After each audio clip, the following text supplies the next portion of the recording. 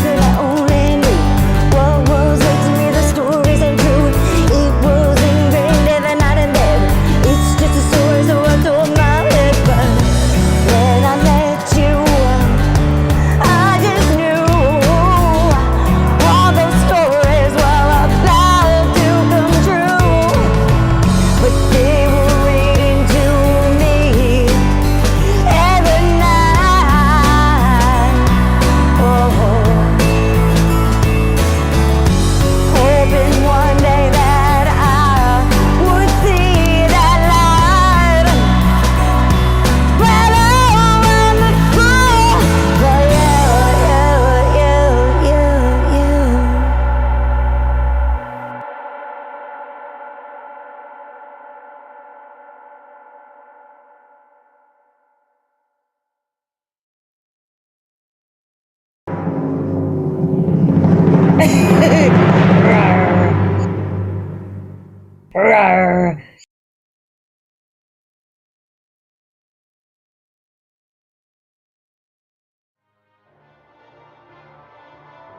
Ambient noise, yeah. So now you're grabbing some band lab clips.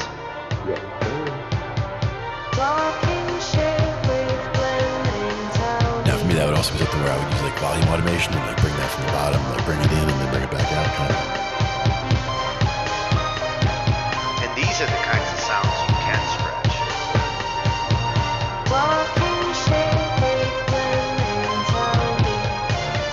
With this AI, like stretching it actually can be cool.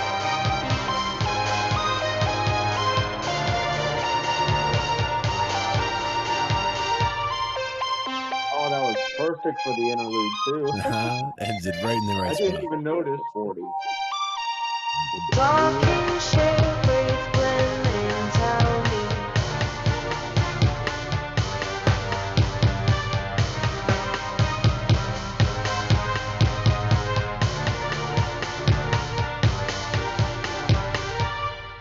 I didn't even realize the texture faded out at the interlude until it happened. I'm like, wait a minute.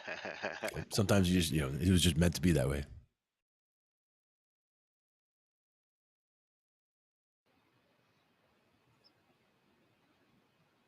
Oh, This time. I'm meant to be facing this way. Oh, I can fix that. No. Oh, no. I flipped my camera so that way I'd be looking at you. Now I'm looking at the wall. Oh, well, then we'll do that. And you're over there. So how you doing? No, and Very I'm good. backwards. So now you're a lefty. What's it feel like to be a lefty? Do you feel different? I am a lefty. So now you're not. So it does feel different. Yeah, I feel backwards. That's all right. But we're back again for another Thursday. And I think we have a bunch of stuff lined up for today. Some different things, but it's kind of on the same theme, right? Well, yeah, tonight it's about the composers. We've kind of tapped into it a little bit. We had that night where we talked about composing, arranging, and the different things that a musician can be. But I wanted to actually get more into the composing side. Big thanks to Jake over at Signals Music Studio. He kind of instigated the theme for tonight because he just got back on YouTube after a year hiatus, and video that's going to be our final video tonight. That's talking about the modes and how composers use the modes, because we talk about modes all the time in the back, and perfect topic. So tonight we do. Where's our poster? There it is. Tonight it's on constructing the music. And specifically for composers. Excuse me. I think we have a few different videos lined up for tonight. Yeah, let's take a look and see what we've got here. We're going to kind of go from what is a composer, and we're going to cover the different topics that help to understand what composers do. Mhm. So the first one that we have comes from the Crow Hill Company. Mhm. It's these guys, and he's going to talk about being a composer. What does it mean? And I'm really liking his channel. He's more of a documentary style channel, but he Mhm. does Nice. like documentaries on all sorts of things. And there's one in there, I think, also about arrangers, and um, he really goes into media production because that's Mhm. his forte. Nice. And then from there,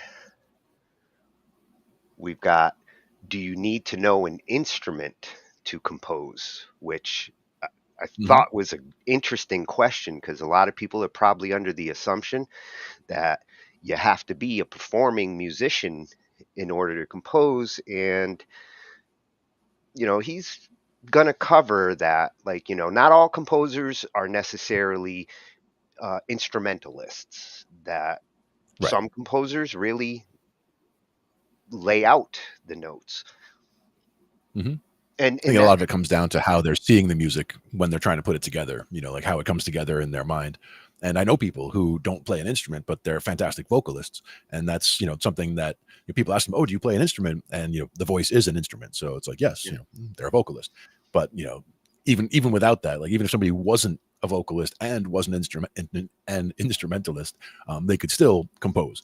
And, because they could be stone deaf and compose, as we know with, composers Beethoven. back in antiquity. Beethoven. I mean, Beethoven was lucky that he you know, had hearing and learned it Mhm. with hearing before he had to struggle without it. But, Mhm. it, And I had heard that at one point towards the end, like when he was getting very deaf, he would actually like rest his like if he rested his teeth on the piano to actually feel the vibration, like get all the way down on the piano to feel the vibration. Because again, having played when he had hearing, he could probably feel the difference between this chord or that chord or whatever based on the vibrations from getting super close. yeah. And there are some like some who are deaf who actually uh, feel from the vibrations of the speakers, and they kind of feel the music. Exactly. Exactly. Because it's all vibrations. Yep. So after we cover whether you need an instrument to be a composer, we're going to get into some advice on beginning composers. If you're just starting out, Classical Nerd, one of the Mm-hmm. channels we have been to before, um, he's Nice. going to kind of cover like what it takes, what's some good advice for a starting composer. Mm-hmm. Very cool. And it's good for a musician to think about like whether they identify as a composer. I mean, maybe you all Sure. think that you're composers, but it's good to really understand what the purpose of a composer is and acknowledge the composer in you. Mhm. And back when I was first getting started in music, or even before I considered myself really a musician, I'd had some piano lessons, but wasn't really doing anything as a musician. Started to get together with some guys to put together a band. Like nobody knew anything. Like I didn't know how to play guitar, so I decided to play guitar. And he didn't know how to play bass, so he decided to play bass. And he didn't know how to play piano, so he was going to play piano. And we just sat down and started doing whatever. But the guy who wanted to play bass didn't want to listen to any other music. He's like, "Oh, I don't want to contaminate my music by listening to other things." And I was like, I want to listen to and play along with everything to like know Uh-huh. how to do everything and be able to incorporate that into my style and whatever. So like we had very different opinions on how to go about that. But the whole, him trying to like stay away from listening to anything so that he can just play what comes purely from the heart. That's, he was a little bit, I think, ahead of his time with that. Like he might have been, that might have been okay if you already had a lot of skills, chops, put down and ready to go. But just picking up an instrument fresh and just wanting to go like that and not listen to anything and just go, like that, like to me, it made more sense to play some things. Like I started with blues a lot with the bass, and the blues is just a very simple style. So the fact that the structure is very simple meant that it was easy to just kind of jump in and you hear it coming around and you can jump on board and just play. And that was something that was very helpful early on to be able to play along with stuff, keep in time with stuff, figure out, oh, I hear him do this, and figure out how to do that. And then the next time it comes around, try that myself. All that kind of thing was very useful. But as far as composing, was kind of the point there was the guy who didn't want to listen to anything. He would have considered himself a composer right at the beginning, but would have known nothing and would have had no ability to really do much because, and things might sound good, but they might not. It would be kind of hit and miss. But by having some background, some structure first, that really helped. So I think having some musical knowledge is definitely useful at the beginning of that journey. Yeah, I've actually been on both sides of that fence. When I was starting out, I had that attitude of like, I don't want to contaminate my creativity, which was not a productive attitude. And as I've learned more and through the years, I've come to realize like just how important it is to understand where music comes from, where musicians come from with it, and study other music because it helps you to make your own. Oh yeah.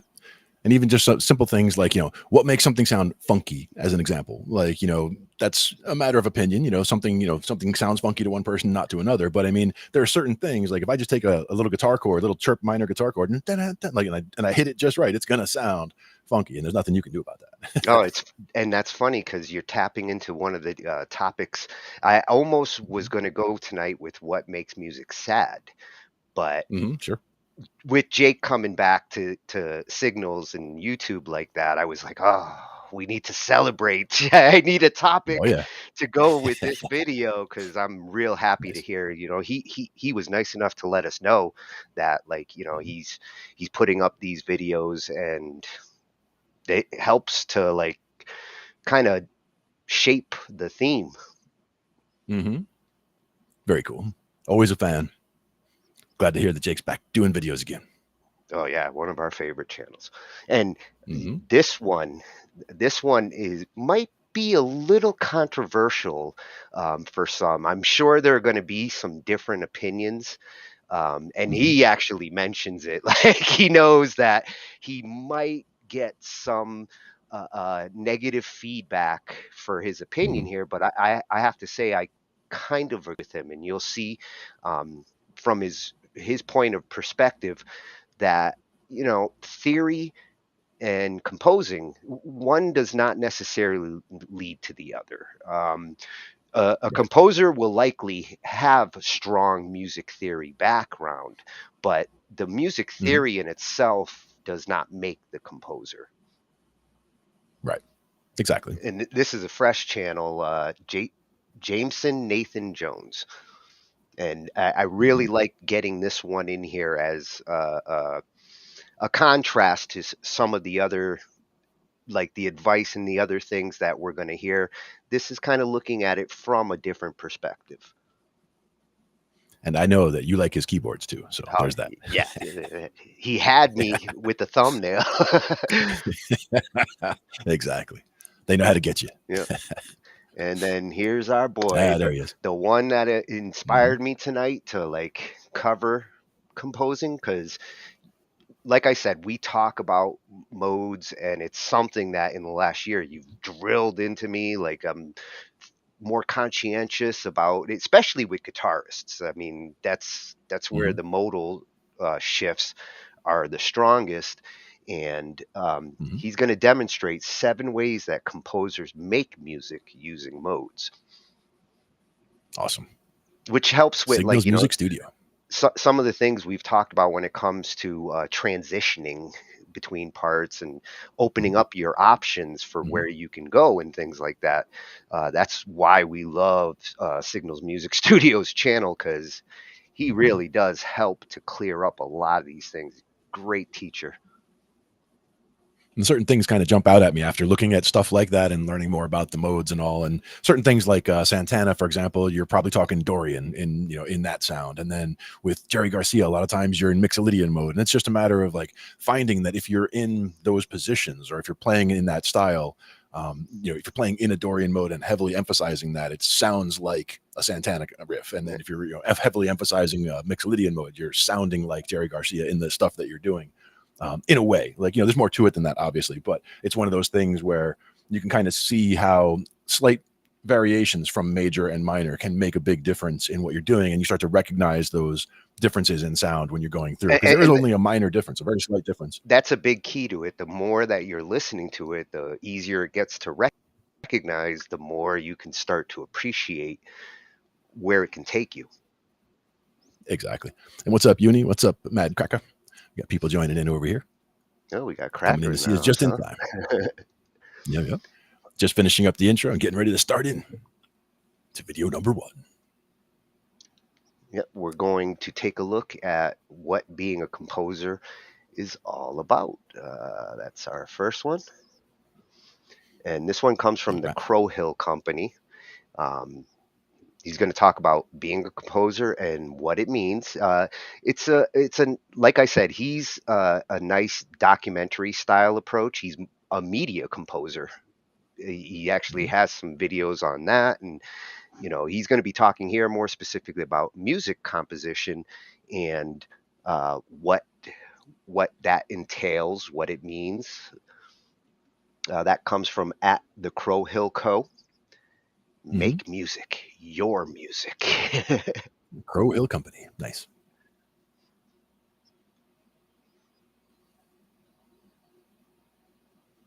Now we've got this over on the side here. There we go.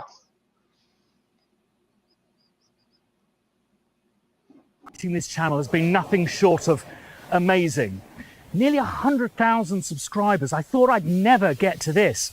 Thing is, I'd like to break that 100K mark before the end of October. So all you need to do is subscribe, tell your friends to subscribe, and ding that bell. You're going to really want to ding that bell. Trust me.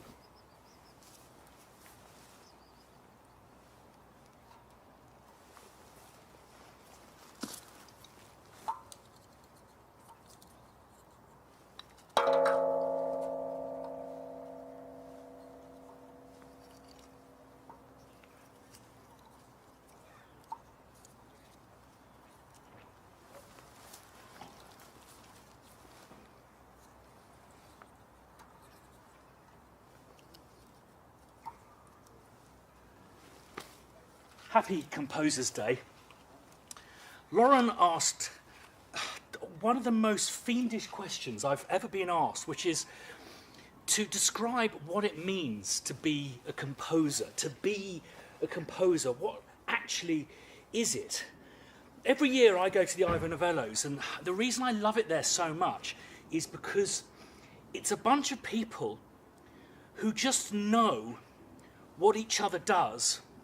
And what each other does is so difficult to describe, but so easy to share. For me, if I was going to describe the pure act of composition, it would be that of this. Just lighting a match, ignition. The rest really can be done by other people, but the very first act is that of ignition. And then we put it into some fuel and hope it takes. If I could pick a natural element to represent music, it would be fire, because it's kind of not made of anything, yet it warms us and it lights us in those dark shadows. That, a few months ago, was like the match head hitting the side of the matchbox and sparking. The sound of these 3 rubbing semitones. I mean, there's nothing to it, but there was something I just found beguiling about that, so I expanded on it.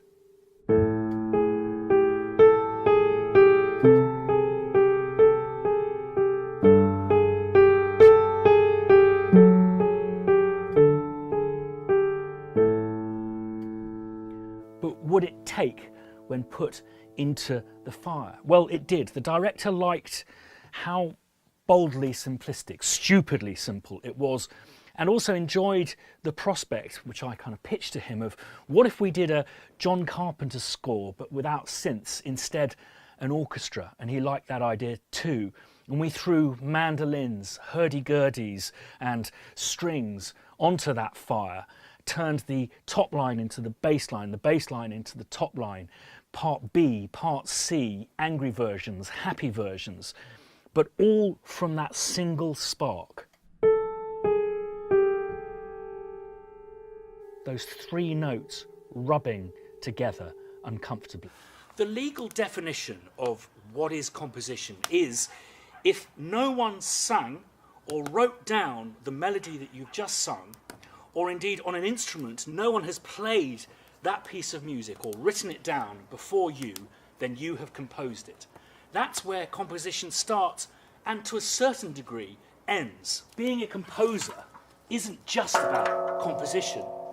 I think that whilst you could get someone to build your pyre for you, your orchestrators, your copyists, your musicians, it's your fire. You started it. It's your responsibility. So it's about you tending to it and making it grow to an appropriate size, whether that be a simple lantern or a candle, a small fire pit like this, or indeed a large bonfire. And sometimes fires do completely burn out of control. Those are the fires made by trailblazers. But it'll always be your fire.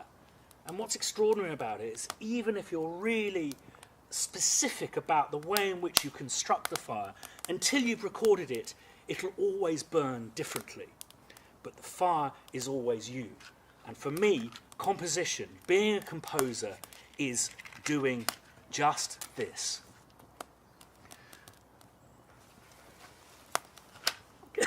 This process with Spitfire Audio is getting to know you and just sharing that understanding without really stating it. It is a complicated thing to discuss. This spark, it's not like a miracle. It's just a match. It tends to often be the act of finding that spark tends to be fairly inconsequential, but immediate.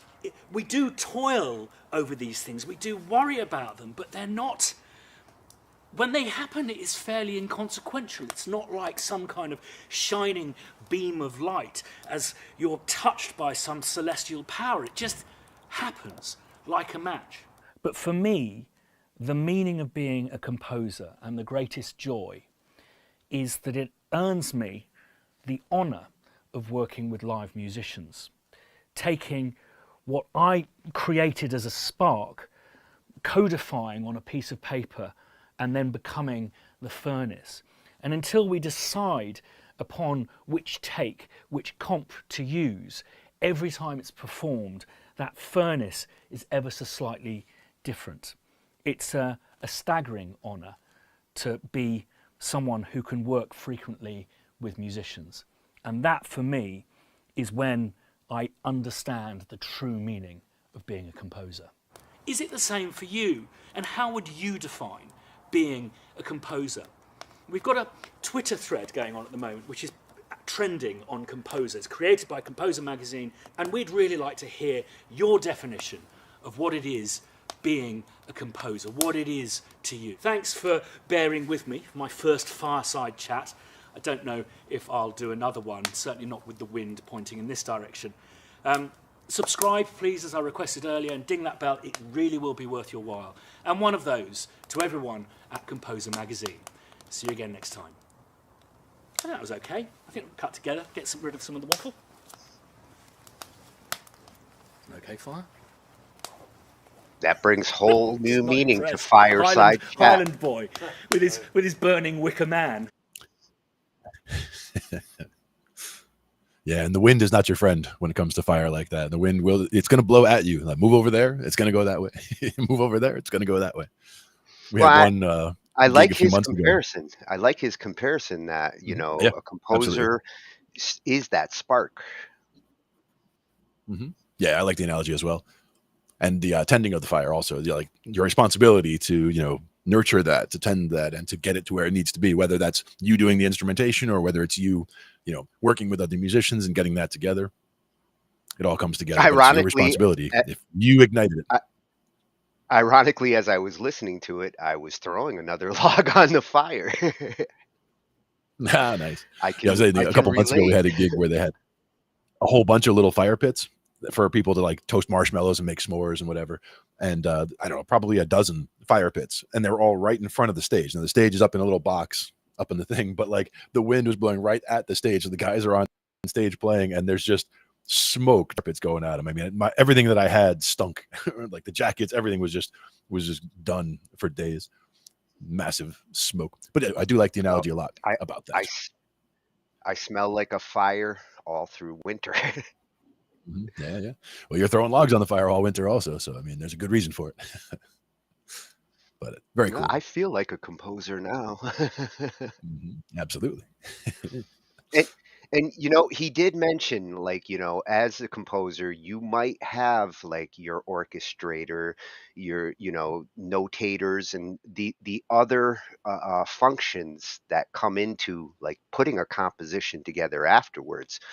That's something we've tapped into in other discussions, and the importance of that composer as that initial spark there is what you want to be as a composer. You Definitely. might be starting with that riff, you might be starting with that little bit of melody that like turns into the song, the composition.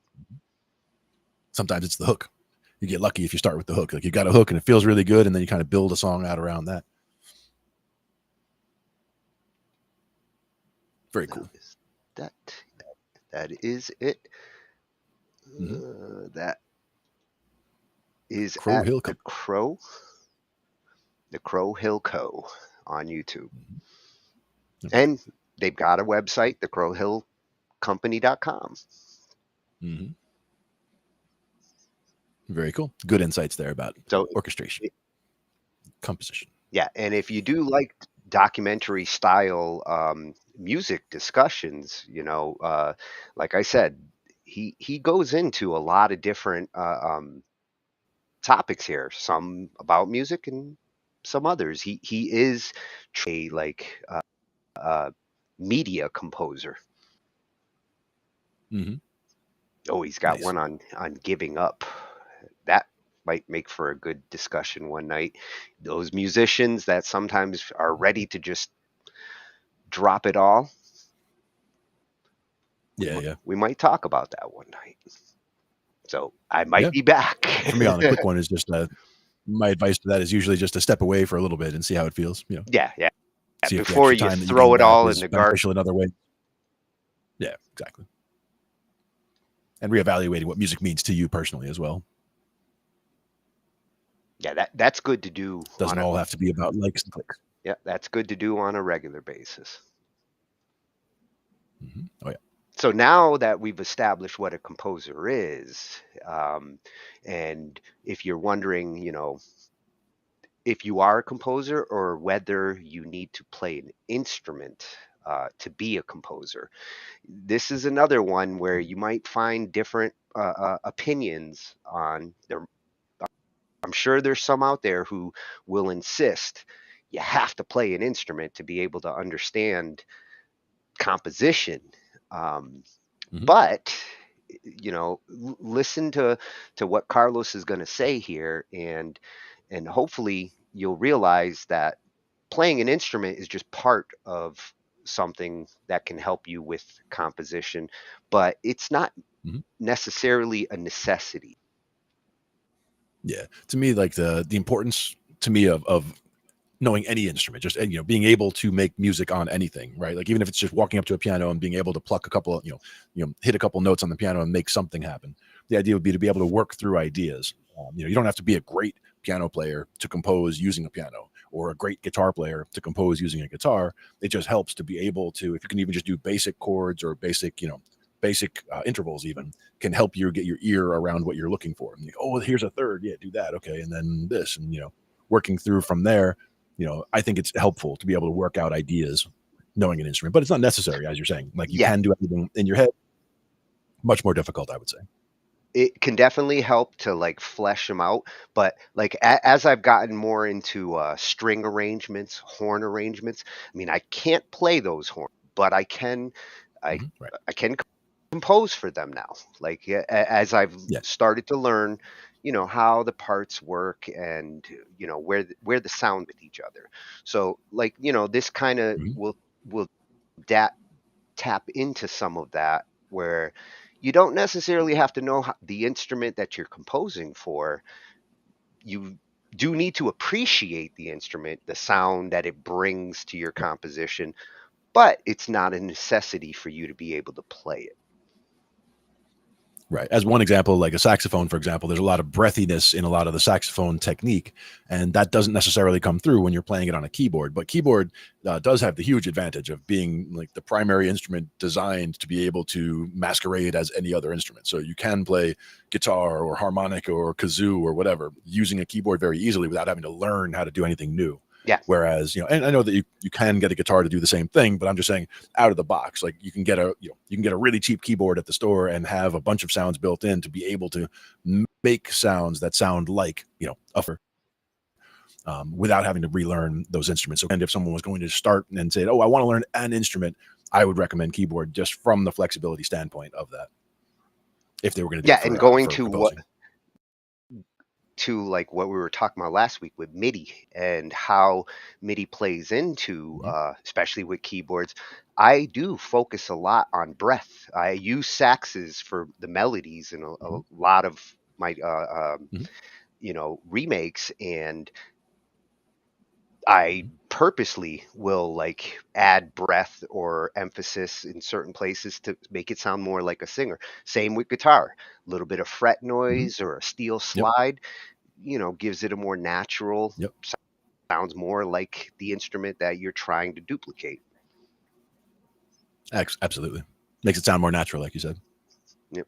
So this is a fresh channel for us, Carlos Lalonde, and he's a music composition undergrad, and what he's going to be talking about is the need for an instrument when you compose, and where playing an instrument does fit in, or whether it's actually a requirement. Very cool. Let's get that loaded up here. And Mad Cracker's asking if Tony plays guitar. Tony, there's a guitar in the room with Tony for sure, and we're going to get him to play it one day. Tony is still working his way towards it. I play the guitar better on the keyboard. But you got half the battle worked out. It's in the room. You could reach over and grab it if you wanted to. So that's like, to me, that's half of the battle. Having an instrument there available, being able to, if you ever feel like it, you could just reach over, grab it, and do something. That's important. Yeah, I wish it was actually a bass. That's the one that I really want to play.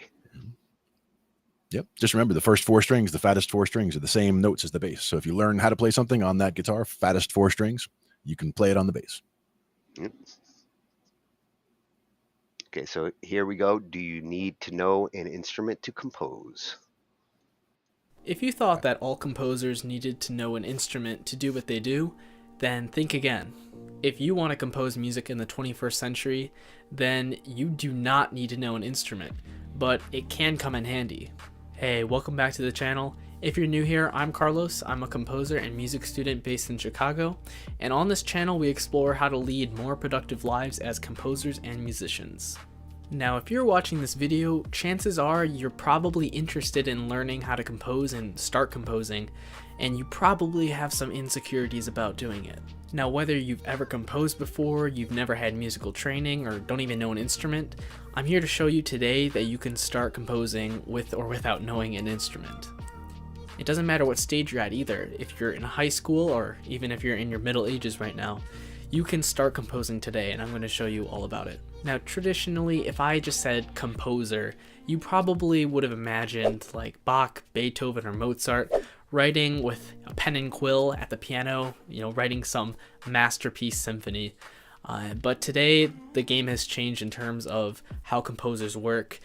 Computers have been added to the scene. The industry has completely changed and shifted. We're now at a stage where you don't even need to know an instrument to make a good living as a composer or producer. Now, I've been involved in music for most of my life. I know several instruments, and I've personally found some value in knowing an instrument, specifically piano.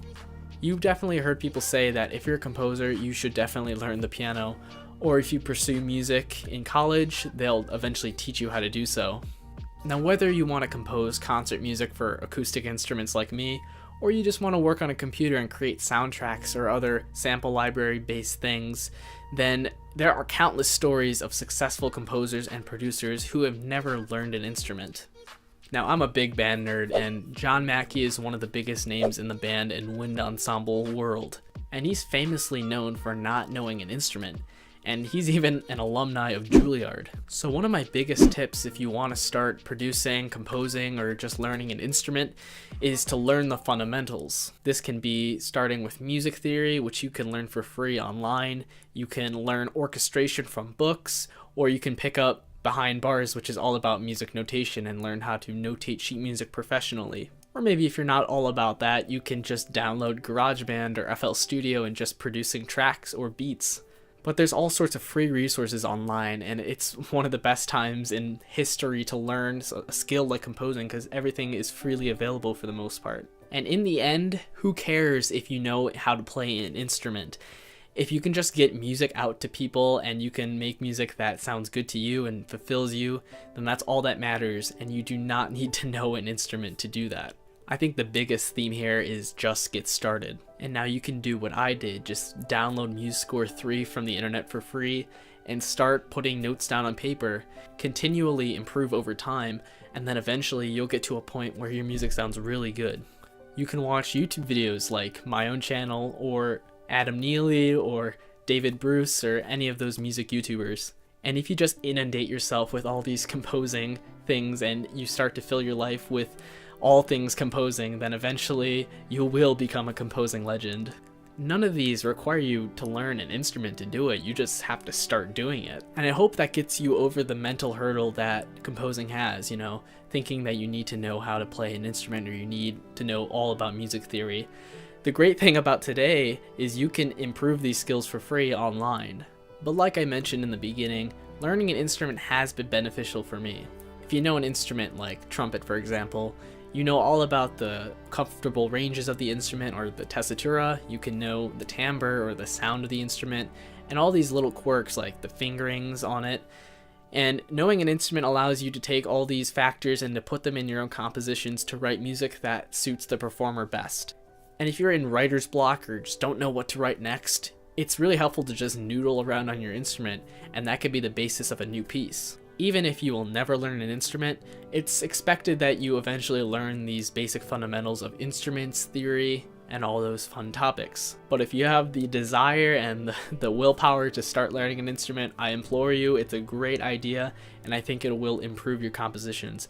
But don't treat it as a hurdle to get started. For me, I have never played a brass instrument or a string instrument before, and yet I've still composed an award-winning brass quartet piece. I've composed a recent string quartet work, and that's all because I derive knowledge out of reading books, looking at interviews, watching YouTube videos on how to improve myself. And this stuff is mainly free online, and I just accumulated all that knowledge and put it into writing my own works. I didn't need to know how to play the trumpet for me to write a trumpet part for the song, or I didn't need to know how to play violin to know some extended techniques that I can just look up online. And I've only been seriously composing for about a year or two, so there is no excuse for you not to begin.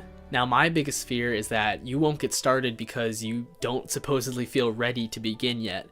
And I am just here to say that you can begin, you can start this great, amazing journey. The one I went on, for example, has just been so fulfilling.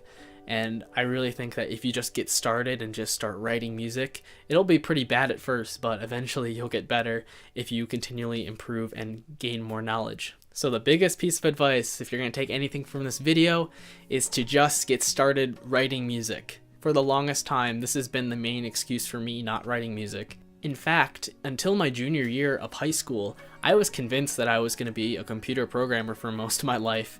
But after I started seriously writing music, and of course I've been involved with music for a lot of my life, but after composing music specifically, I just got hooked on it. And ever since, I've just been writing continually, and I've just been loving every minute of it. And if you're in the same boat as me where you want to pursue it but you just don't know if you're ready yet, I really want you to experience the joys that composing music can bring in your life. Ever since I took that first step into writing music, I've decided to pursue music composition in college. I've won numerous awards for composition, and I've just woken up every morning excited to hone my craft and to do what I love. So if you want to take that leap, or even if you're not sure yet, then join me on my composing journey by subscribing. I have a composing career playlist about how to get your pieces performed, how to earn money as a composer, and other related tips in that field. And I think those videos are a great starting point if you just want to get started as a composer and are deciding to do it more seriously. But anyways, thanks for watching and keep writing.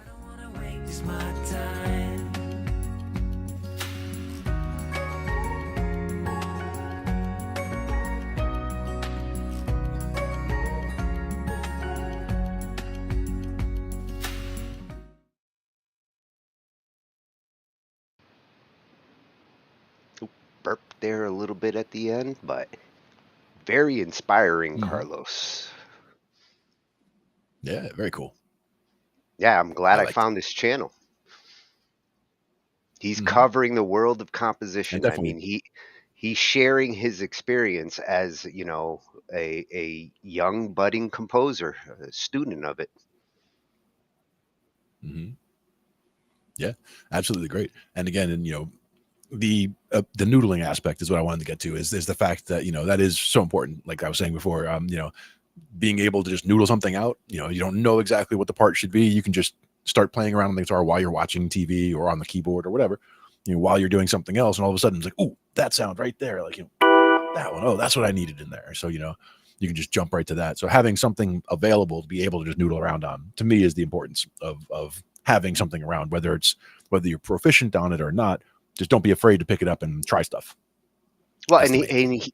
and he did kind of accent your point there about like as a composer, i- if you do understand certain instruments like the winds and things like that, then it makes it easier for you to notate those nuances for the one who's going to be, reading that sheet music. So there is some benefits Mhm. to understanding the instrument, even if you don't necessarily One play for it. winds in particular one for winds and brass in particular is breathing, and the fact that as a composer you could make a whole part for trumpet or any of the winds or brass where somebody's playing 16th notes for a minute and a half straight, but no one's going to do that. They have to actually breathe. So it's like Yeah. there's a reason that they do things in phrases. Like they'll play a phrase, and then there's a pause, and then there's a phrase, and then there's a pause. You could write it down where it's for an hour, but someone's going to pass out and not be able to play it. So if real people are going to be playing the music, that's important to consider as well. Yeah, and like he mentioned, in the old days, it was more important for a composer to actually understand the instrument at that level. Now, with G and computers, it's become possible for somebody to never touch an instrument and still get accepted to Juilliard. That kind of blew my mind to think, Yeah, yeah. wow, this That's guy impressive. made it into Juilliard without playing an instrument. So it is possible. Mhm. He must have showed them But if you're something, right? Like, punching as far as musical ability and knowledge. well, and he Carlos also mentioned like he brought in the theory, and if you're not Mhm. necessarily an instrumentalist, then you might need to have a better understanding of theory in that case to compensate. To understand the And structure and for if sure, you're yeah. punching in, yeah, yeah, if you're punching in your notes, MuseScore, the one he mentioned there, that's fantastic Mhm. software nowadays. In Oh, the yeah. old days, it was Finale.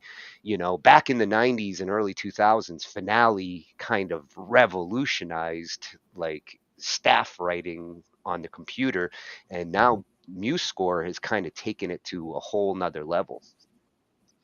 Yeah. Yeah, MuseScore is good. It's one of I one of the tried it a couple few times things to see what's up. it's one of the few things I actually subscribe to, and I don't mind it. It's worth it. Yeah, exactly. I was trying to think of it'll come to me in a bit. The other site that we'd looked at, which was more on the music theory side, but it had like it would tell you if you have a progression and it's G and then A minor and then C, like what would be the next chord, and it gives you, it shows you a breakdown of, oh, here's some songs that did that, and 12% of them did this and 10% did that, and like breaks it all down with that.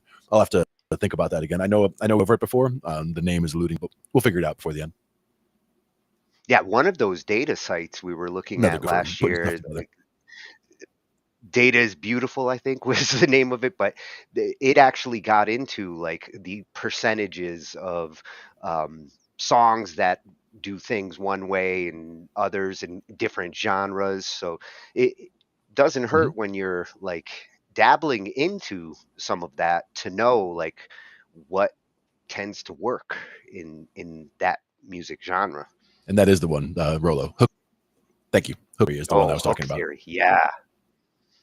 Yep. They are That was awesome. a good one. Just because, again, for composing, especially for composing, because that's one where, again, if you have a 3-chord progression and you're curious what would make it sound better or sound different, because it sounds the same as it's going around, new and different, you can go to there and it'll show you a bunch of songs that all did, oh, most of them did this, so that's why yours sounds so you recognize it, because everybody does the 4th section it is. But if you change that last one, it'll show you all these different options and you can hear them all out. Try them all out on a piano or guitar or whatever, and all of a sudden you'll hit one, you're like, ooh, that one, because it sounds very different, unique, and it changes the whole song right there. Gives you something new and different. And it helps you to like find the sound you're looking for. Try the different variations till you get that one that you want. So Exactly. that was Yeah, it was at great for that. Carlos Thank you. Lalonde Mhm. over on YouTube, Carlos Lalonde, and he does have a website. You can get the link over on his YouTube page.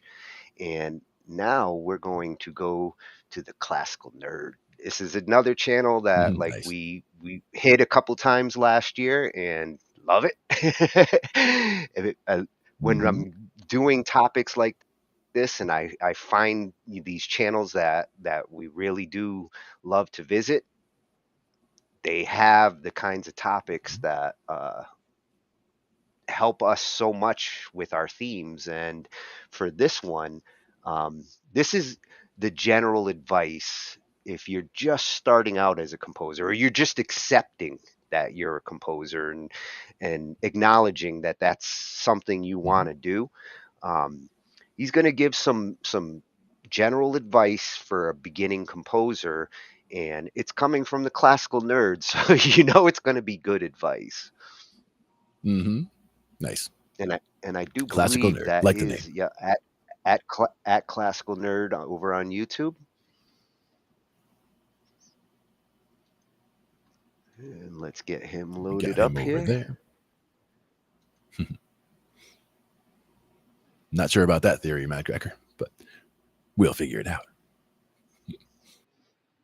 Yeah, let's see how we get started as a composer. I recently received an email from a viewer, and in formulating my response, I realized that the subject that he touched upon may be very helpful to a lot of the folks who are subscribed to and are interested in what this channel does. Hello, I've been going through quite the hiatus with my musical work, which, with some time, I discovered it was primarily due to the fact I was getting sick of the same old music I was playing. Also, I'm a guitarist, so I began primarily playing rock, indie, and blues type of music, and then thereafter about a year of playing that, I focused on playing jazz for several years. Recently I've shifted my gears due to my discovery of classical, then therefore out it's been a huge goal to start composing my own classical music. Now comes in my hiatus that I've been in for probably 8 months, not playing anything because I basically have no idea what to do with music, to be frank. I'm a big fan of literature and reading, so I was curious if you knew any books that can assist in getting me out of this rut, or any advice in general. Also, for reference, I've been wanting to write something that's very out of the box and unique, which may be a part of the problem. This is a really interesting question because there are a lot of books out there about music, but a lot of the books that deal with composition don't deal with composition itself. They deal with composition techniques. You can learn tonal analysis. You can learn form. You can learn different theories of harmony, counterpoint, etc. And no matter what you want to do in music, there's going to be a technique that you can learn. You can take classes in if you're in a conservatory environment, that you can read about on your own terms. I mean, over here, I've got a bunch of books on orchestration, we're writing for percussion, and there are books you can buy on music notation and basically style guides, things like that. But there's no source for composing music. You can't really teach it. You can teach how to use the tools in the toolbox, but you can't teach someone how to design a house and build it. And it's definitely a lofty goal to create something that is unique, to create something that no one has ever created before. But you're up against the past 100 to 150 years of compositional history that features a bunch of great composers and great geniuses who were trying to do the exact same thing. And even if that wasn't the case from a historical perspective, you're up against a bunch of modern-day composers, a bunch of your contemporaries, if you enter into that field, that are trying to do the exact same thing. The way we discuss music and music history certainly doesn't help these matters, because we tend to think of Haydn or Mozart as writing a bunch of great works at a high level, but you look at their early symphonies and they just sound like rip-offs of early classical symphonies. They had to learn the ropes of what styles existed in their era when they were just coming along, before they could possibly hope to create something that has lasted the test of time. Bach learned how to write concertos by literally copying note for note Vivaldi scores.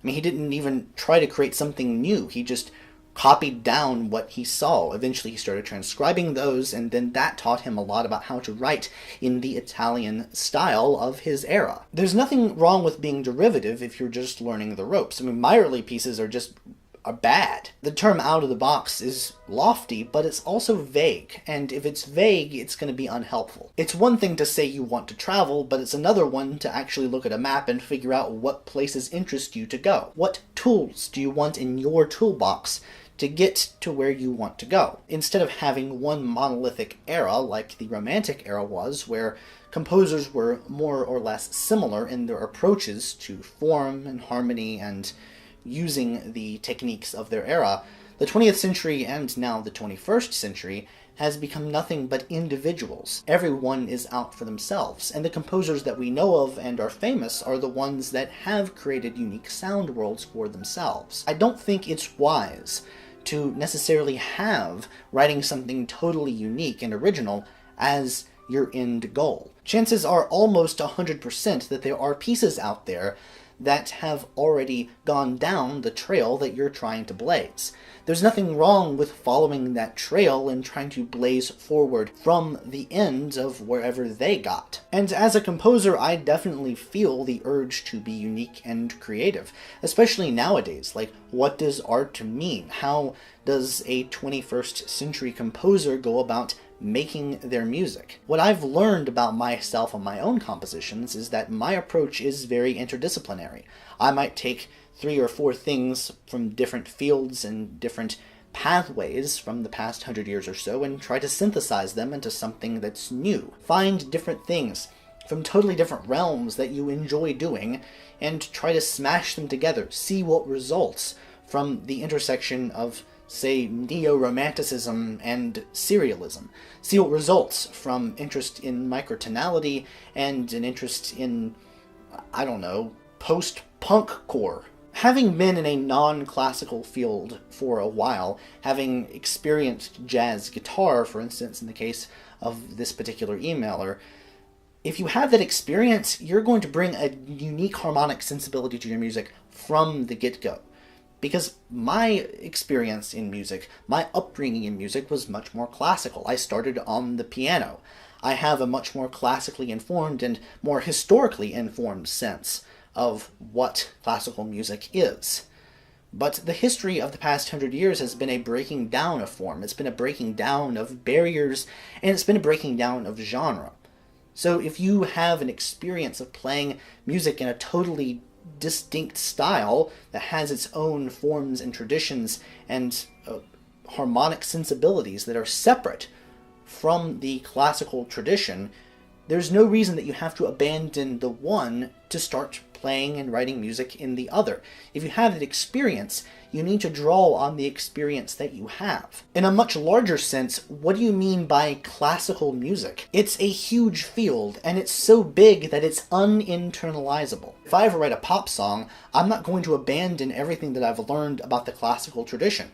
I'll try to infuse some of that into whatever I would write in that world. Because music is music. It belies a larger cultural issue that says that classical music is serious music, and that pop and rock and blues are not serious music. But if music is music, then let's put them together. Let's smash an electric guitar and an orchestra together and see what results. And, people have done that, and it sounds really freaking cool. So the question is not how do you write unique music, it's what music intrigues you. What do you mean by classical music? What is your end goal in more specific terms? What do you like to listen to? What intrigues you? And above all, do not be afraid to write pieces that you'll come to dislike, either in the process of writing them or after you've written them. Because it takes a lot of time and energy to pour into mastering the craft itself before you can begin to move on and create a unique style. Composers who are so concerned about having their own voice and their own style from an early on period in their respective compositional careers are doing themselves an immense disservice. You learn the ropes, and then you can invent your own tricks. It's a process of diligently writing and learning and critiquing and listening. It's a lifelong process. And if you do that correctly, then your style will evolve. You just have to let it.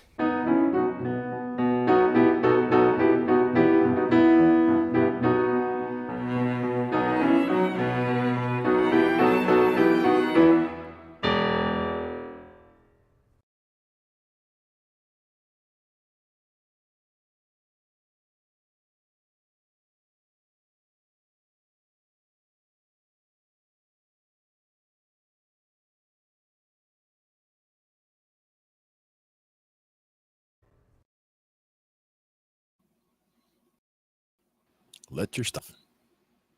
Definitely an important point. Oh, great advice. Great advice across the board. I was going to have some good stuff in there. Absolutely. It it Very. lends to the discussion on cover songs and Yeah. the benefits that you can get from understanding other composers and musicians. I mean, even Bach took from other composers to learn his tricks of the trade. Absolutely.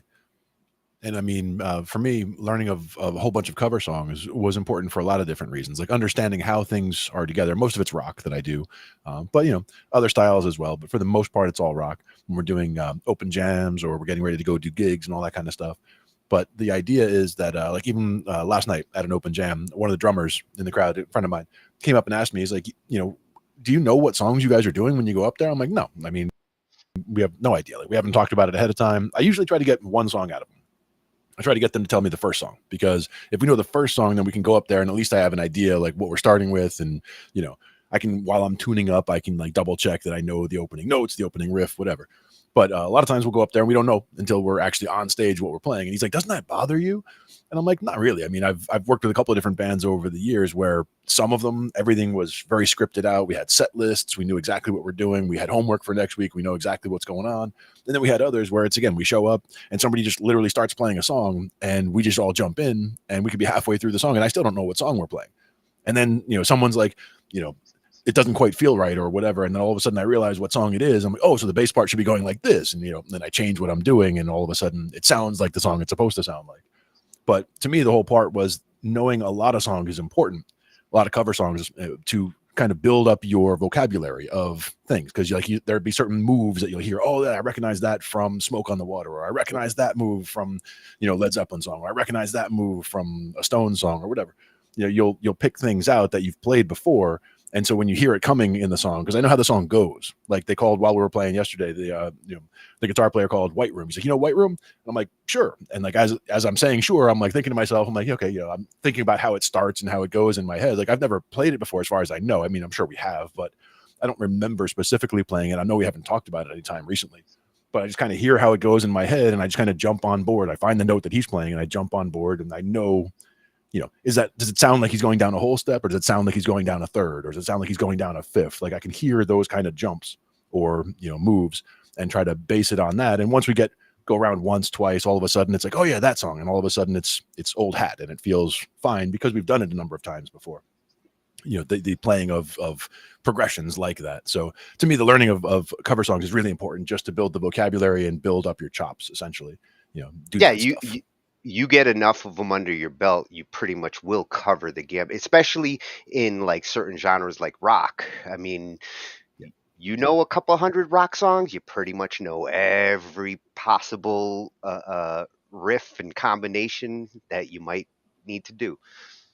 And there's only so many places they can jump. Like if they're going from the 1 to the 5 to the 4, it's like, where are they going to go? I mean, there's only 7 places to go. So it's like, it's not that hard to guess, or, sounds like they went down, but it's not the one that we just came from. So it's this one. There we go. Yeah. And, you Well, figure it out, and then the major and minor. once in a while, you'll come up with something a little different. When you look at the 20th century composers, especially the ones that got big in film scores and things like that, they derived from a lot of those classical composers. And with 20th century, some of those composers eventually started to make their own sound.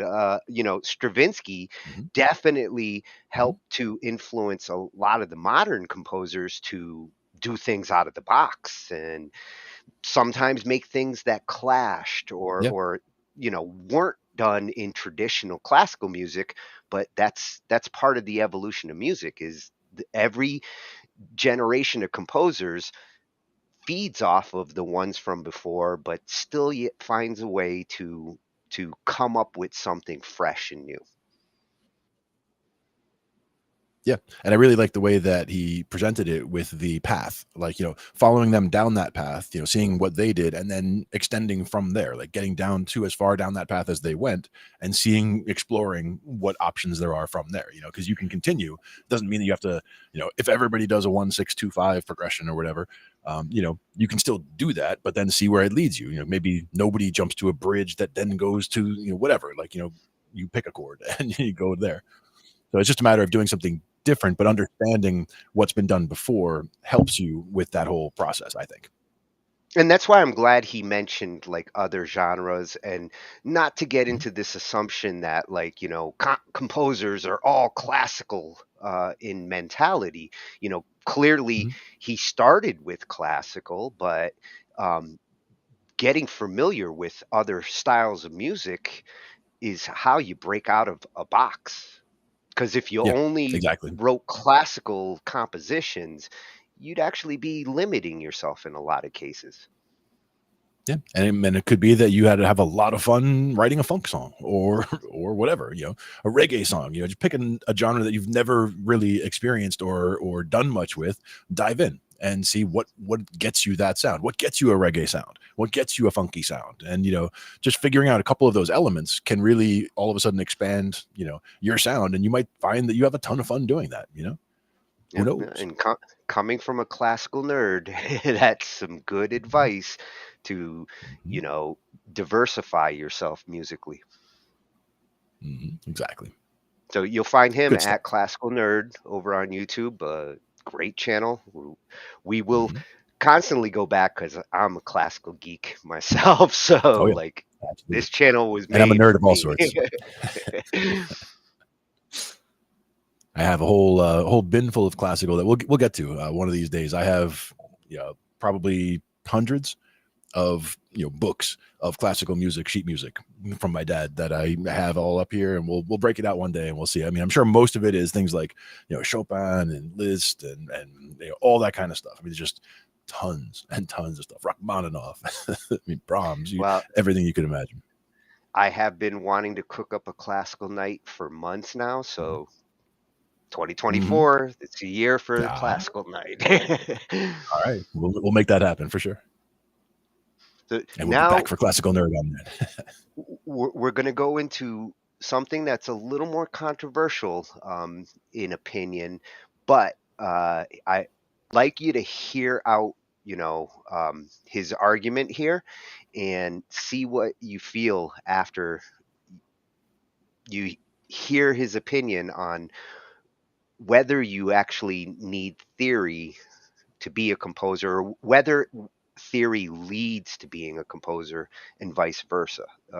The importance of the two, because we've already heard some mention, theory as part of composition, and I generally do believe you have to understand some theory if you're going to, especially if you're going to be notating.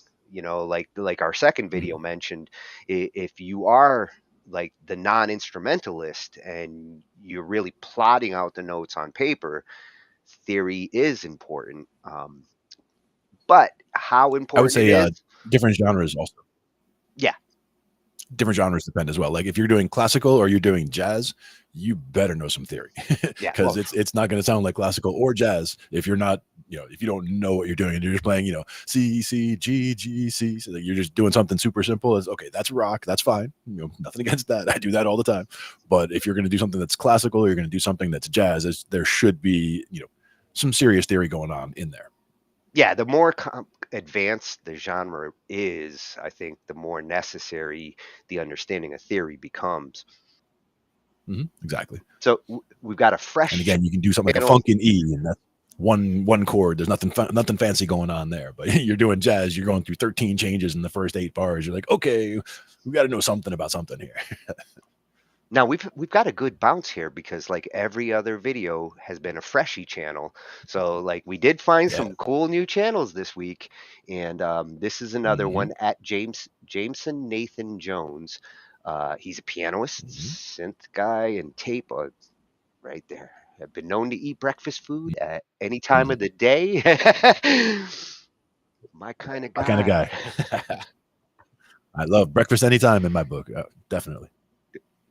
Oh, and this is the keyboard guy. So like I said, the thumbnail alone was like, ooh. We know I Tony's his setup. already. Yep. He's got log in there. He's got some digital.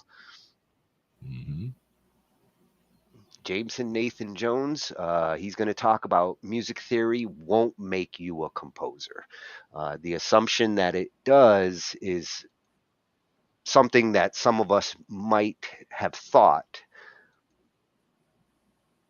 Yeah, it's one of the tools. That's the thing. Is theory is what helps you, get the job done. It doesn't design the project for you, but you need it, in a lot of cases, you need it to actually get to where you're trying to get to, because a lot of what defines the genre that you're in is the structure of the music. Like if something is super complicated like jazz, it's not going to fall into a simple rock category for the most part, those kinds of things. So it does depend a lot on what bucket, which your song is ending up in, as far as how much theory you need or, would need to have in order to go for it. And, today's progressive rock kind of starts to get into the jazz and some of these things that do require a little more theory. So if you're one of those musicians that's wanting to be like progressive in a genre like rock, then the theory is going to help.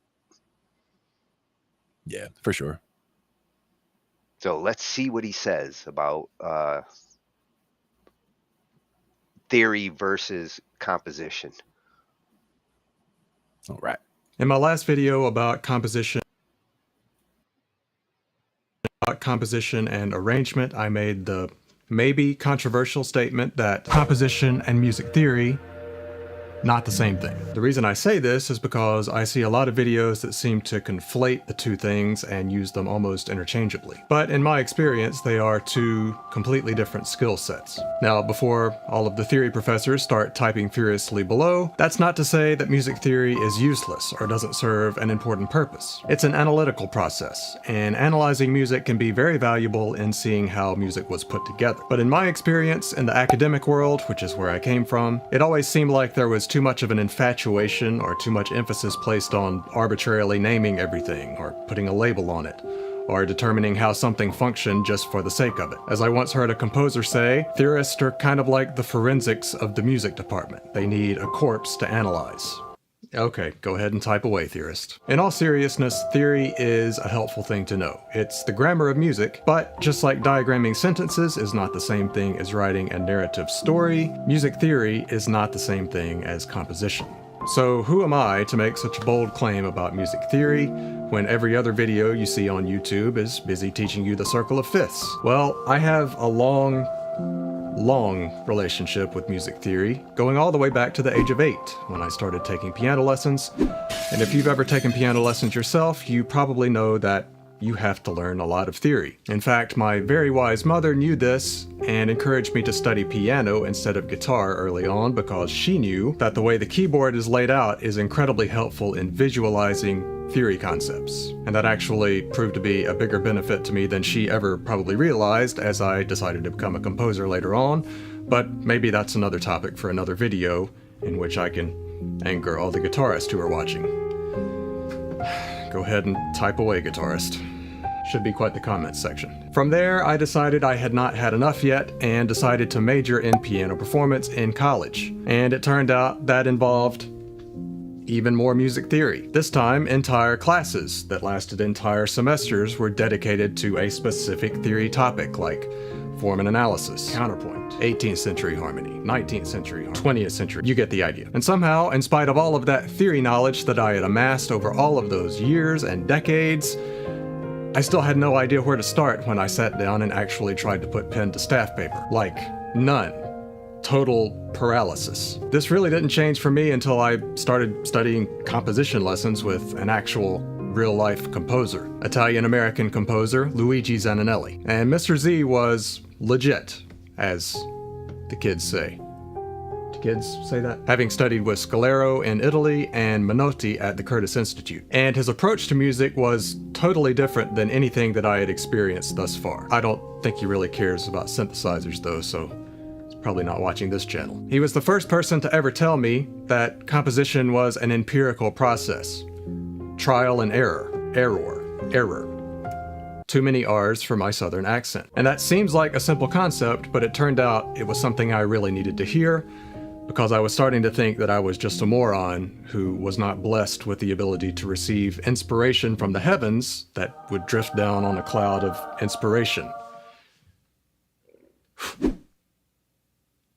I mean, after all, I knew all of this theory, so what was the deal? Well, I had learned a lot of rules, but beyond that, I really didn't know how to apply those rules or why those rules existed in the first place. And beyond the textbook definitions, I wasn't really sure that my theory professors knew either. For example, in part writing early on, they taught me not to write in parallel octaves or parallel fifths, or not to double this note or that note in certain situations. But why? And more importantly, why did I not ever ask why? But it did start to make sense to me as I began to write and study writing myself. If you only have 4 parts to work with, and 2 of them are the same momentarily, you've weakened the harmony to only 3 voices at that particular moment, and probably drawn the listener's ear there in a place that you probably don't want to. And that is more practical than just learning a bunch of rules arbitrarily that you really have no idea how to apply or why. And it also kind of explains why composers were using these common practices to begin with. It wasn't just because they received their How to Be a Composer handbook. There are simply ways of doing things that are more effective and less effective. And of course, once we learn why a rule exists, when we break them, it seems like we meant to do it. It's intentional, and it's a choice that we've made based on our own taste. Now, it may seem like I'm being unnecessarily hard on music theory here, and that's really not my intention. In fact, I think one of the most beneficial ways that we can use theory is the analyzation of form. And in looking at the great works that precede us, we can learn a tremendous amount about how music is put together successfully and maybe unsuccessfully in some other cases. Of course, that's also a matter of taste, which we won't get into in this video. But I think even this sort of analysis can be done in a more practical way than just going through and naming every chord and every passing tone. One of my first compositional assignments from Mr. Z was to take a Bach 2-part invention and change all the notes, but keep the rhythms and the form and the structure the same. This was incredibly confusing. I didn't really know why I was doing this. It seemed like a waste of time. Why was I copying Bach's work when I wanted to be making original things that were my own and expressed my own artistic voice? But then, at some point, as I was actually doing it, the light bulb went off for me in what Mr. Z was actually trying to get me to do. He was simply eliminating variables, so I had less to worry about.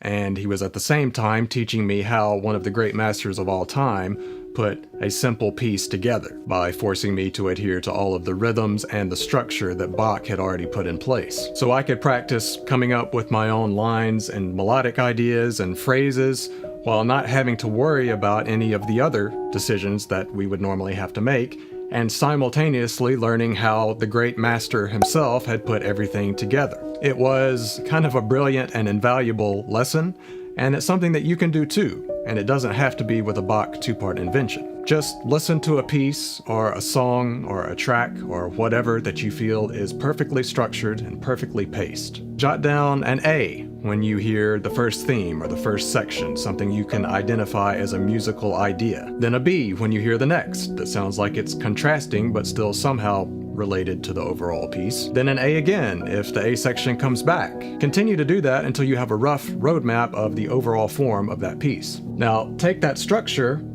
and decorate it with your own material. This isn't stealing. This is using a proven formula to eliminate some of your decisions and focus your creative energy. Now, if you want to see more specific examples of this type of form and analysis, as well as some other compositional techniques that I like to use, I do have a free ebook that looks something like this that you can download absolutely free. It'll be the first link in the description below. At the end of the day, I wouldn't trade all of the theory knowledge that I have, but to be honest, I can't tell you the last time that I micro-analyzed a piece by naming every chord or inversion or passing tone. In fact, I actually think having all of this book knowledge with no idea how to apply it to anything actually clogged things up for me quite a bit, and I often found myself envious of artists who had less theory background because they seemed less inhibited by all of this book learning that I had spent all of these years acquiring. I guess I was so afraid of doing things the wrong way that I just never did anything. But I guess at some point you have to leave behind the fascination with diagramming sentences and start trying to put your own ideas together to make a compelling story. If you enjoyed this video, you can give it a thumbs up.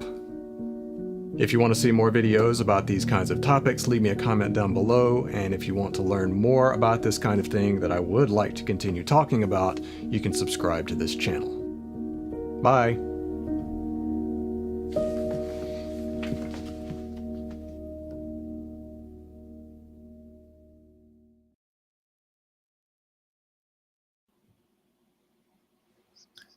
Nice.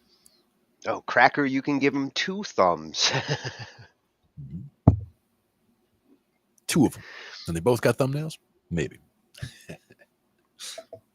No, good stuff. And again, we had talked about that a little bit about, how the differences are there, and the theory doesn't make you a composer, but at the same time, theory can help, but theory isn't the full answer. And I know exactly what he's saying about sometimes being envious of people with less knowledge, in terms of, I know people who, they tell you straight out they don't know any music theory, but they'll sit there and play guitar and mandolin and ukulele and harmonica and sing, and you're like, you're telling me you don't know what you just did? It's like, you just played this song, that song, this song, that song, and you're telling me you don't know any theory. It's like, maybe you don't know to put the name on the theory, but you know what you're doing when you hear it coming. So that's the important thing to me, Well, when it comes to a performing musician like that. the way he described it as uninhibited, like for that kind of musician, there is a beautiful freedom when you're not so caught up in the technical aspects of the songwriting. I completely relate with him on feeling clogged from music theory. When I was young, Mhm.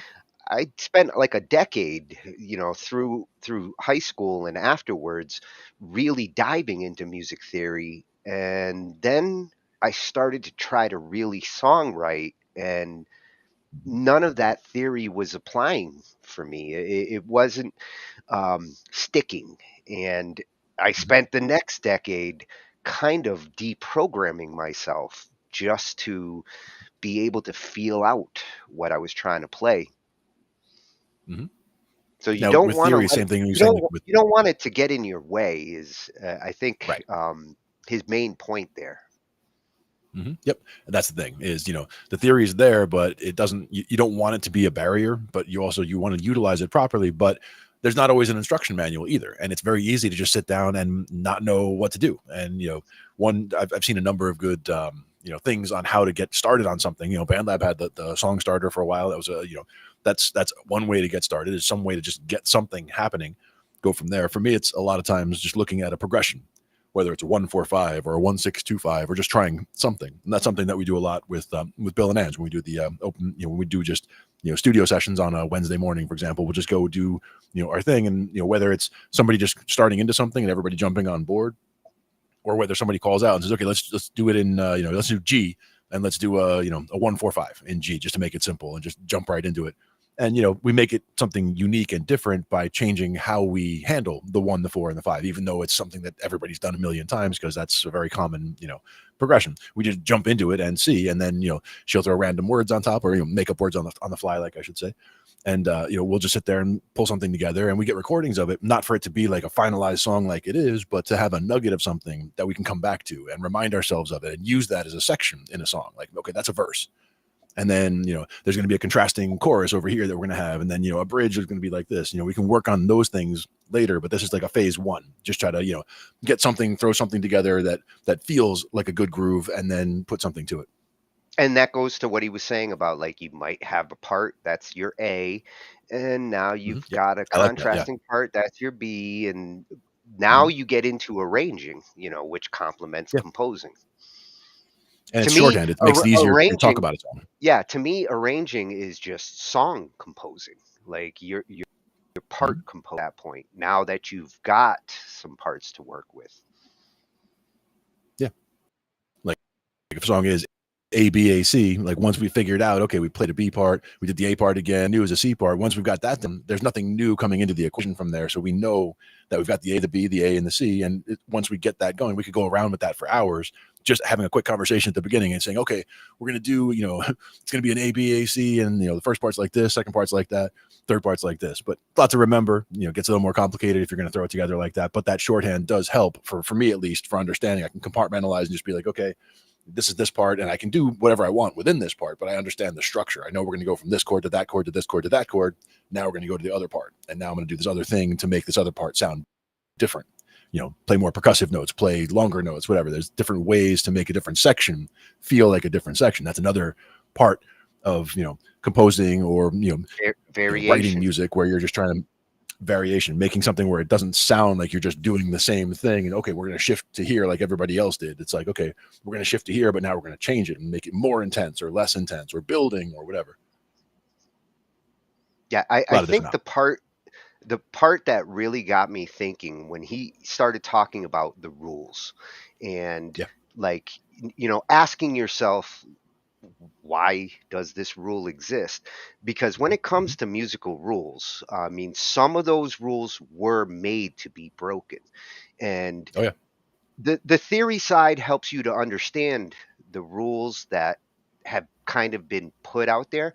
And most of those rules have to do with how we hear and what tends to sound good. So the rules tend to suggest that, like, this approach is a pleasant sounding approach, and that's really what the rules are. In more cases, are suggestions.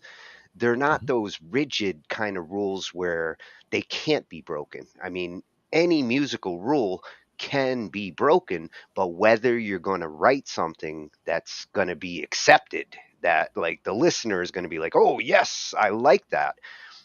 It can get tough if you break certain rules when you get into clashing and two notes right next to each other. It's real tricky to make those rules work when you're breaking them. So understanding why they're kind of rules is a good thing to do before you try to break them. Yeah. And just like you were saying Otherwise, about you might reducing of not know voices from what 4 to you're 3. accomplishing. You might not know what you're accomplishing when you go to break that rule. I mean, if you're trying to write a horror piece, then you know by like breaking that rule might lend itself to something like that.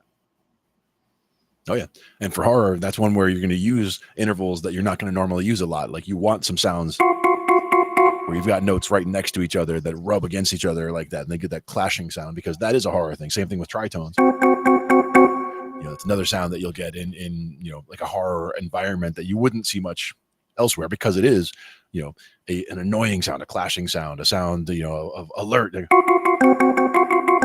I mean, that's something that's not sounding good. That's not a musical thing that you'd want to listen to. Unless you actually spread that so that they're not right. When he mentioned, like, you know, in a 4-part arrangement, if 2 of the notes are actually duplicating themselves, you've got that 1-3-5 approach, and you're doubling up the 1 or 3 or the 5. This is where theory can help, because now if you start thinking like, oh, I'm going to add a 7th or a 9th instead of doubling up and spread it out, that's Absolutely. where, you know, a little understanding there can open up your options. So I don't feel like he was like anti-theory. I feel like he just, you know, kind of emphasizing the fact that like the theory, good to know, but it doesn't turn you into a composer. And It's not the full answer. Yeah. if it's clogging you, which it can, it's good to, like, you know, sometimes step back from it and see it from an open mind approach. That exercise that his you know, teacher had him do, that's a great exercise. I've done that too. I've taken like some of the classical pieces and said, okay, I'm going to write something that has the same bounce, has the same approach, but use different notes. Exactly. And like you're saying, it's a roadmap. You know, you're taking a proven formula and just changing some of the elements in the formula to make it your own. And I love that he emphasized this is not stealing. Like, that's important to understand. We get so caught up sometimes in thinking like, oh, you know, this song sounds like that song. And that's the reality of music, is everything has been done. Your job as a musician is to find a new way to do the same thing. One quick, easy, quick and dirty trick. A different plan of attack. Just even doubling up chords in a measure. Like if you were doing you're doing a 1-6-4-5 and you decide everybody does a 1-6-4-5. I don't want to do that. Well, do a 1-6-4, and then instead of the 5, do, you know, a 3 and then the 5 or whatever. Like you throw a different chord in there and then jump to the 5. So you're changing one thing. You're just adding another chord into a measure, making it, you know, making a chord change twice in a measure, but it does make it unique compared to all of the other ones that have done that 1-6-4-5 in the past. So something like that, where you can just make one change to it. And again, understanding why the rule is important, and understanding that some rules are, you know, more important not to break than others. You know, some rules, you know, there's a reason why you don't play tritones a lot, because nobody wants to hear you hold on to a tritone for a long time, right? So there's, you know, reasons, and understanding just that one just jumps out at you. Oh, there's a reason why you don't want to do that, because it doesn't sound good. But at the same time, other rules that little bit of not have to. That little bit of variation can help with the listener. They might think they're hearing one song, and just that little chord variation can throw them off for a second. But if it sounds good, they realize like, ooh, listen to Hotel California and listen to Rolling Stones Angie, and the opening chords, they are identical until the 3rd chord, and then there's a variation in there that, like, you realize this isn't Hotel California or this isn't Angie. You start to realize how the other song starts to go in a slightly different progression direction. Even though Indeed. And a lot of times the 4 chords together are pretty damn close. Indeed. Sometimes at these jams, you'll see people, they start into a song and you don't know what they're playing, but you hear it coming. And so I'm like, I hear this song. And somebody else is like, no, it's this song. And somebody else, no, it's this song. And technically it could be all 3 of those songs, because all of those start with those same chords. It's just that I heard it differently than you heard it, than they heard it. But we all heard something different until they actually got to where it became unique, where they started into the vocals, or it got to a part with the solo or whatever, like someplace where you can identify, oh, for sure it's this song. But there's so many, like you said, there's only so many progressions. So we have to, there are so many that sound the same or could be considered the same until that point where they diverge. As I've learned more and more songs and, really listen to the parts in them, it feels like the old days where name that tune. And like, I can name that tune in 2 notes, 3 notes. Yeah. That could be 100 songs. Yeah, it could be. But a lot of times just the way they played those 3 notes is what gives it away, because I get that a lot too. Like people, Yeah. We'll be doing a song on stage and we'll be partway in and I'm working with a drummer I haven't worked with before. And we're, halfway into the song and he leans over and he's like, "What song is this?" And I'm like, "I have no idea." And he's like, "You're playing it." I'm like, "I know." but we're halfway in. I'm just following, I got what he was throwing down and, I jumped on board and we just, we get to that part. And then it's like, by the end, it's like, "Oh, okay, it's that song." So I start playing the bass line with the way it should be. But in the meantime, I was just playing something that filled the space because it felt like it should be this kind of a bounce or this kind of, I should be playing this many notes, whether it's digga digga digga digga digga or whether it's just boom. There's a bunch of different ways to play it. A little staccato notes, doop doop doop. You can do all kinds of different things. I love my staccato. Yeah, absolutely. So that one was this was a fresh channel for us. Jameson. Yeah. Yeah, that was Jameson Nathan Jones over at YouTube, and he's also got a website, JamesonNathanJones.com. Check him out, visit him. Me as a keyboardist, I know I love synth. Oh yeah, absolutely, and some great info there for sure. Yep, most appreciated. Now our last video is actually the one that kind of instigated tonight's topic. Jake was nice enough to let us know he had a new video coming, and you knew like I was gonna run and check it out, and it kind of led me to tonight's discussion. And here we're gonna get into a little theory, especially for you guitarists out there. Modes is something that I think every guitarist should you've been drilling it in my head for like the last year and a half, and it really has started to open up my options and my thinking when it comes to how do I shift keys or scales sometimes. Using the modes makes for nice transitions. Oh yeah, absolutely. And the video that we got now, he just came back after a year hiatus, so really awesome to have you back, Jake. We love your channel. You keep making those videos, we'll keep watching them. Matter of fact, even in that that little thumbnail behind Jake, you see on the one with the colors behind him on our left over there. That's the modes poster. So it shows all the different modes, and it shows which which things to play on each, the 1, the 2, the 3, the 4, like on each one. So he's got that available on his site too. Good stuff like that. Yeah, he's got some awesome resources that you can tap into that will just kind of show you the big picture, like flashcards. Yeah. Kind of like, the Circle of Fifths is another one that I like to look at sometimes. And there's a lot of information on the Circle of Fifths. Like some people just see it and say, "Yeah, it's just, once you know it, you know it." And it's like, well, yes and no. It can really help you out if you're playing in this key and you're looking at the Circle of Fifths with the, all the major keys and the related minor keys and how everything relates to each other. You've got that kind of keystone where it's showing you these are all the chords that I should be using.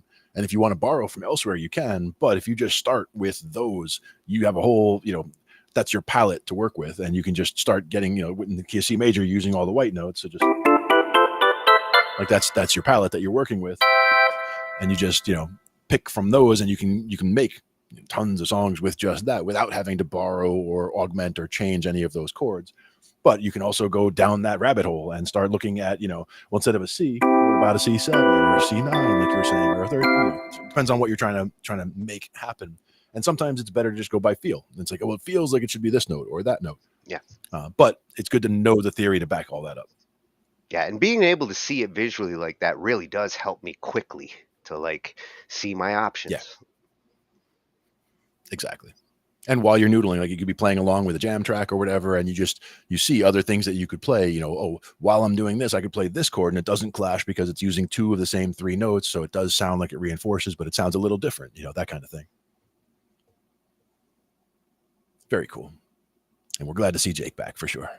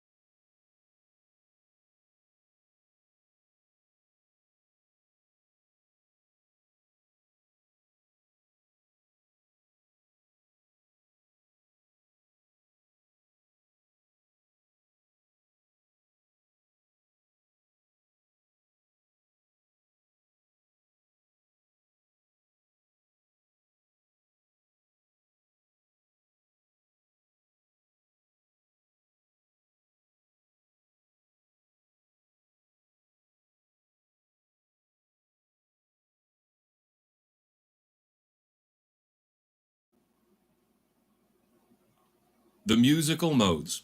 A lot of people think their only purpose is to confuse guitar players. But the truth of the matter is, modes are extremely useful and practical tools for any modern composer, because modern music is filled with modal harmony. In this lesson, I've assembled 7 different demonstrations and examples of how you can actually use the modes to write awesome sounding music, starting with some very basic ideas and closing out with some more complex ones. Now, everything I'm about to teach comes directly out of page 295 from my new book, The Signals Music Chord Progression Codex. It's a thorough, comprehensive guide into songwriting and composition with a strict focus on chords and chord progressions. If you visit my site now, you can get the digital version as a course, and depending on when you're watching this and where you live, you might be able to get the physical version as well. So we'll get started with the very first way to write music using the modes, and this is also the easiest way to write with the modes, but a lot of beginners still get confused and stuck at just this spot. The idea is we're only going to use the notes of one mode. We're going to restrict ourselves to just those notes. And that'll allow that mode's inherent colors and flavors and smells to bloom out of it. To demonstrate, we'll use the A Dorian scale. Here are those notes, and if I use just these notes, I can create these different triads. These are the only triads you can create using just those notes, all right?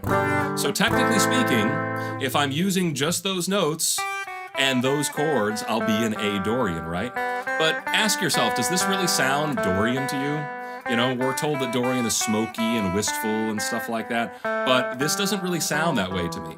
And the reason is, we're not promoting our tonal center. We're in A Dorian, right? Well, we need to have a strong presence of A. So somebody somewhere needs to be like blaring away at the note A, or we need to constantly coming back to that note A, anything to put the focus on A, then we'll have the A Dorian tonality. So right now I'll just have some background instruments play the notes A, and we start feeling, oh yeah, we are in A Dorian. We could also have those notes play an A minor chord, that would give me more of this A Dorian tonality. So the idea is if you want to write in a mode, only use those notes. And keep a tonal center, keep a strong tonal center, right? Really focus on your tonal center. Maintain it. Now, to actually compose with this, here's what I've done. I've written a chord progression that goes A minor, D, and C. That keeps the focus on A minor just by giving us 2 A minor chords right in a row. So we're kind of comfortable with A minor feeling like home base right now. I've arranged those chords onto a harpsichord and in 6/8 timing. Because to me, there's like no better duo than 6/8 timing and the Dorian mode. The two go together just wonderfully.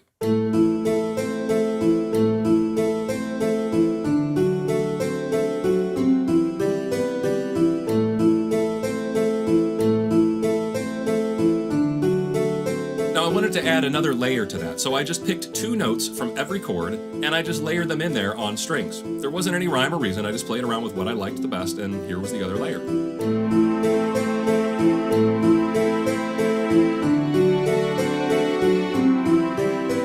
Next, I picked a flute patch and I wrote a melody. I'm not going to go into detail on how I wrote the melody here because I made a 20-minute Patreon video on how that's done, and I'm posting it publicly on my Jake Lizio channel, so you can check the description below to see exactly how I crafted this melody.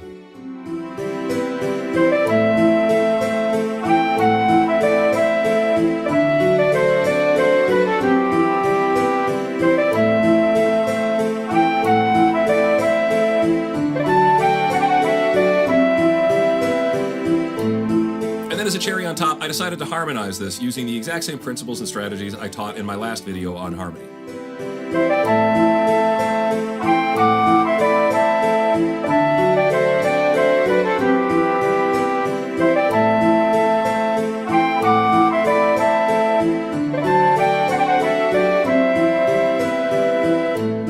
So there we go, a piece that is purely in the Dorian mode, exclusively in the Dorian tonality. Now, the next way I want you to think about writing in modes is to use the mode like we just did, but feel free to break that mode structure if you want to. If you find something desirable that you want to do, that's fine. You're allowed to leave Dorian behind. You don't have to restrict yourself to it forever.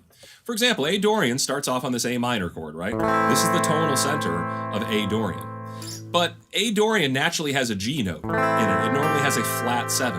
You know what sounds really good next to an A minor chord? It sounds really good to play G sharp, the leading tone, because G sharp kind of pulls us up, right? It gives us that nice little resolution, that flare, that fire. If we're allowed a G sharp, we can play an E major chord. G sharp allows me to play this chord, and that's a wonderful chord change, E major to A minor, but you can't do it if you're in Dorian. Who cares? We're going to do it anyways. We'll be in Dorian because we like Dorian. We like that wistful, nostalgic, adventurous flair. But you know what? If we want a little bit of drama, we'll bring in the leading tone. We'll bring in this E major chord. Now here's the thing. Dorian has a flat 7. We're bringing in a major 7. We don't want those two to ever happen at the same time. So when we decide to introduce major 7, we're kicking out flat 7 of the party. Major 7 takes over completely on everything in the harmony, in the chords, in the melody. You really don't want to have 2 7ths floating around at the same time. Now to put this to use, here's what I'll do. Same exact chord progression as before. A minor, D, but instead of C major 7, I'm just going to go to E7. Right? So we've got this chord progression that has a little bit more fire to it, a little bit more drama. So here's what it sounds like, and once again I've done that layering thing where I took 2 notes out of every chord and I put the strings on there.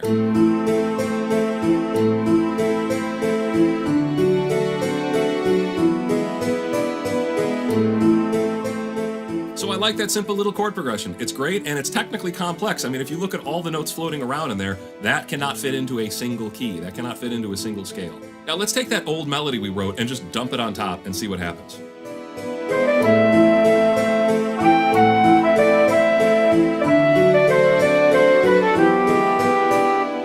Okay, so I hope you agree that something went wrong there at the end. Our chord was playing an E major, right? That's our new chord that we're bringing in that features the leading tone. It features G sharp, our major 7th. Well, the melody is harping away on flat 7, G natural there. So this is a mess. This is exactly what I told you need to avoid. If we're going to bring in major 7th, we need to kick out flat 7. And the reason this is such a crisis is because we're trying to present an E major chord. And all of a sudden we're hearing a G natural note, which would help me create an E minor chord. So to fix this, it's easy. We just take that G, lift it up to G sharp, and boom, it's fixed.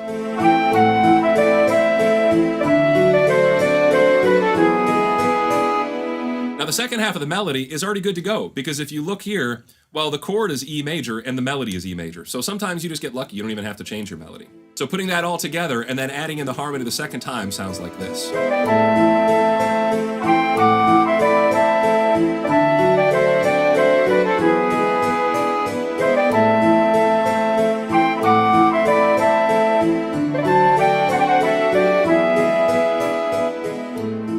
I think it's worth rewinding a little bit and listening to the first version as well and comparing it to this version. Is one of them better? Is one of them worse?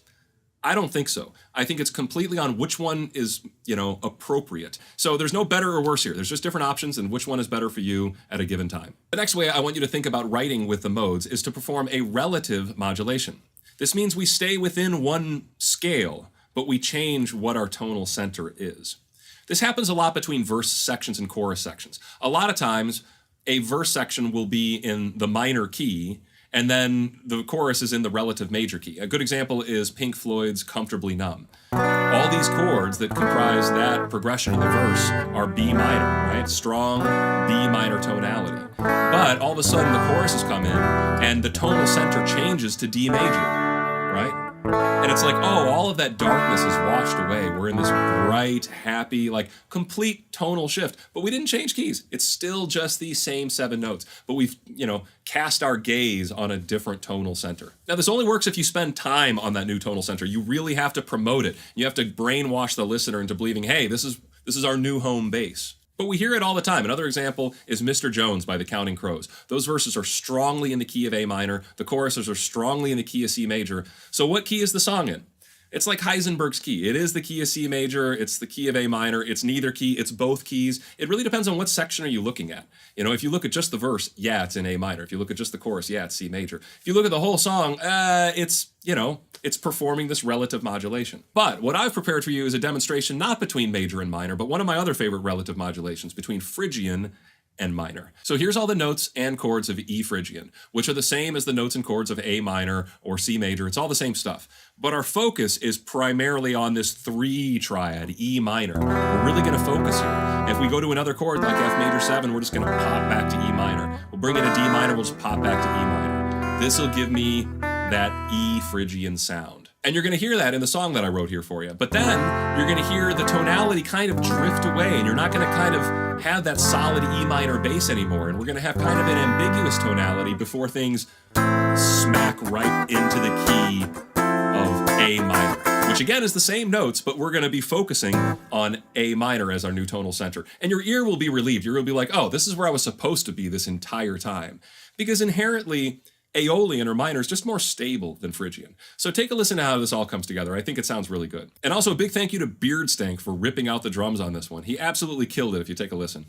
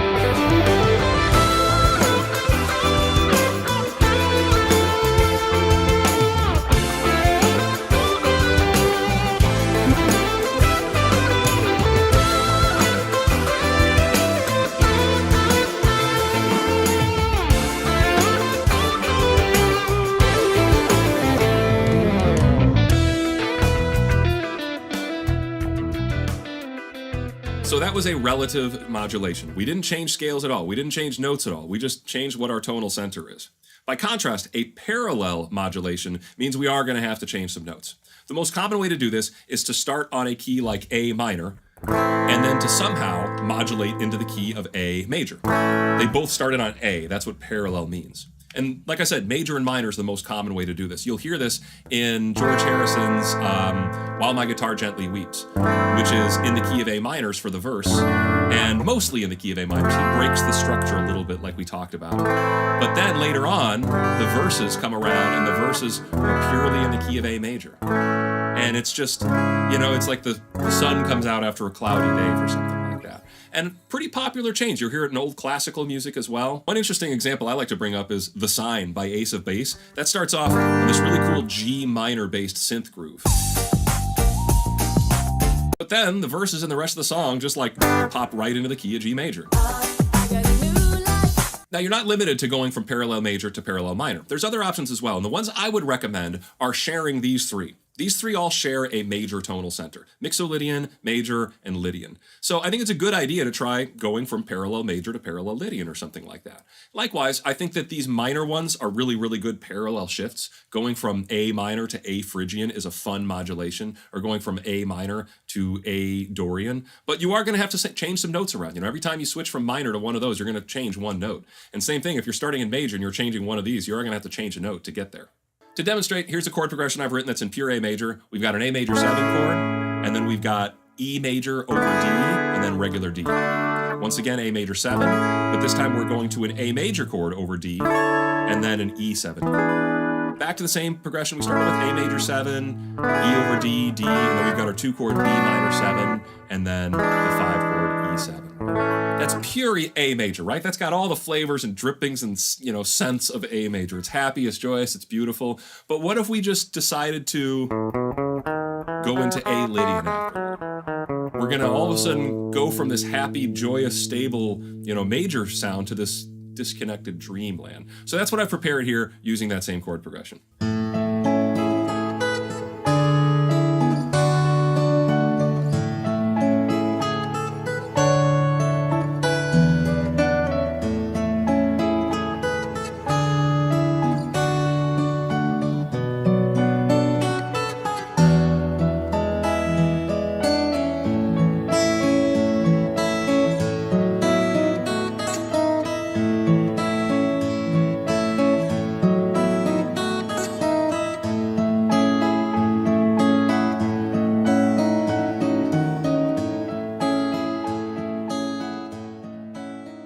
Now, we're going to get into the world of borrowed chords. The easiest way to think about this is to write in the major key and then borrow from pretty much anywhere. So I'm going to consult the ultimate modal poster up here. I'm going to be in the key of C. I want to write using all the chords in the key of C, right? But if I want to bring in something weird, I could literally grab any of these. I could grab in flat 2 from Phrygian, you know, or I could grab in flat 6 from, you know, minor. Sometimes some of these chords are shared. Sometimes you don't know where you're borrowing from. All you need to know is that if you're in major, you can literally grab any of these chords and you'll probably get something that might work out.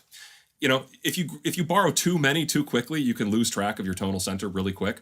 But this chord progression here that I've composed uses quite a few different borrowed chords, and it still maintains its C major, you know, tonal center at the end of the day. Learning how to play over every one of these chords is kind of its own topic on its own. So instead of dealing with that, I've just arranged it as a big, huge chord progression. I've got organs, we've got choirs, pianos doing it. I've got giant power chords playing every one of these. And then I have lead guitars literally just playing most of the time, just playing the thirds of each chord. And then I've doubled that an octave higher. So hopefully it's just a giant arrangement of a kind of a simple chord progression. I mean, to compose it, I literally just started here at the top of, you know, major, and I just selected some other ones in between. And here's what we got.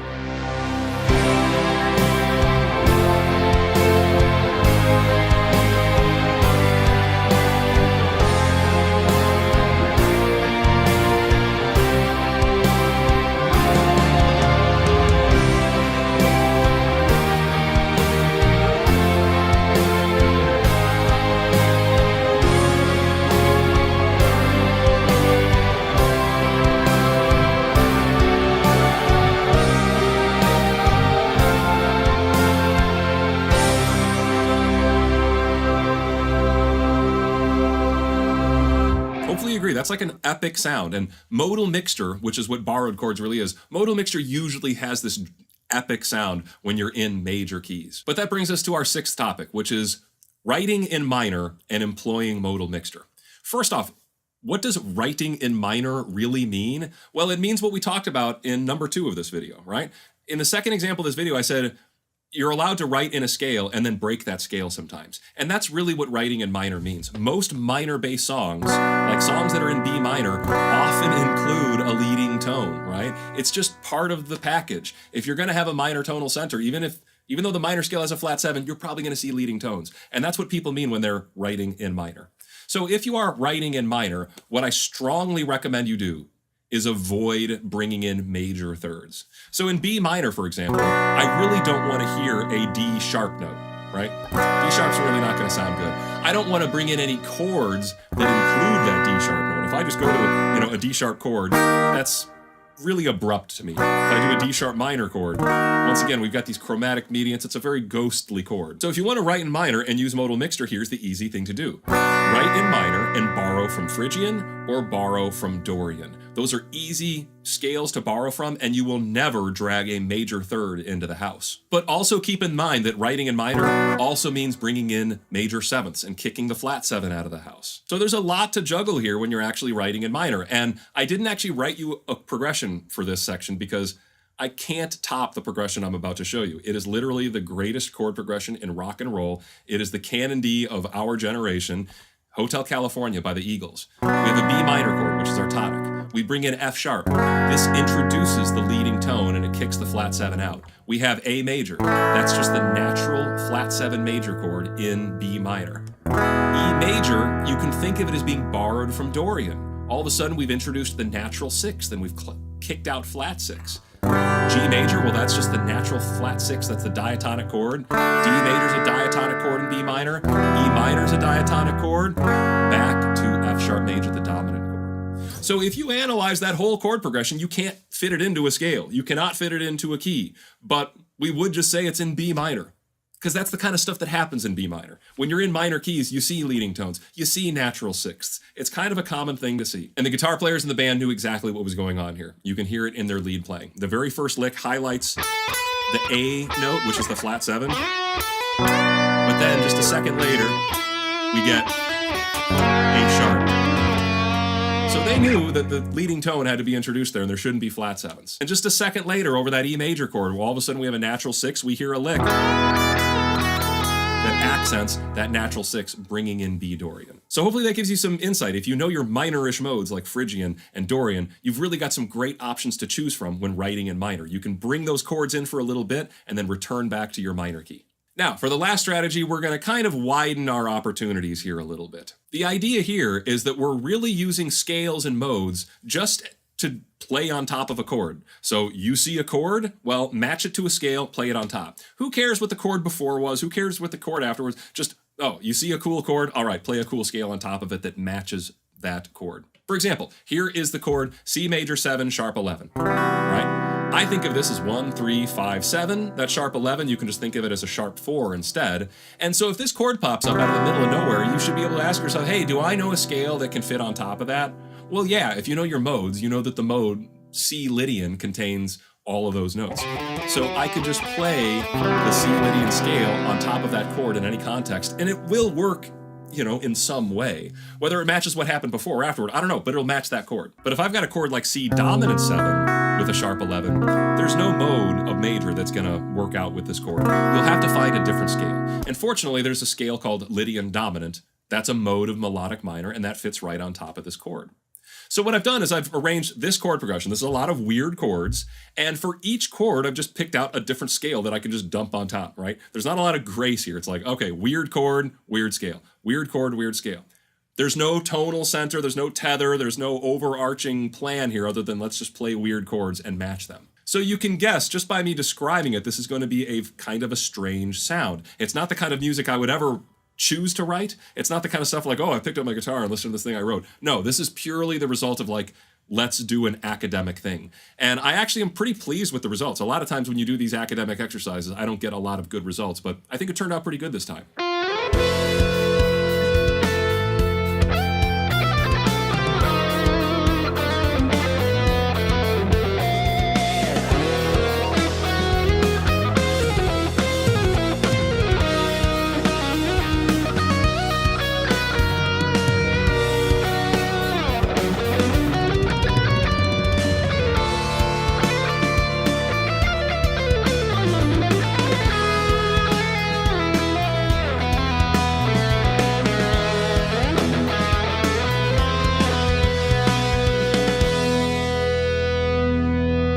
So there we are, 7 ways that you can actually use the modes to make music. But keep in mind, this is not a complete list. There are other applications of musical modes. And also keep in mind that, you know, we just did the modes of major, so really try to expand your stuff beyond that. And a mode is just a scale. So everything we're really talking about is just about, you know, introducing new scales into stable constructs like major and minor. Now, hopefully it goes without saying that if you enjoy this lesson, you'll really enjoy my book, because this literally was inspired by 1 page of that book. So, you know, you should be able to get a lot of mileage out of it. But thank you for watching. I really hope you found this video educational, informative.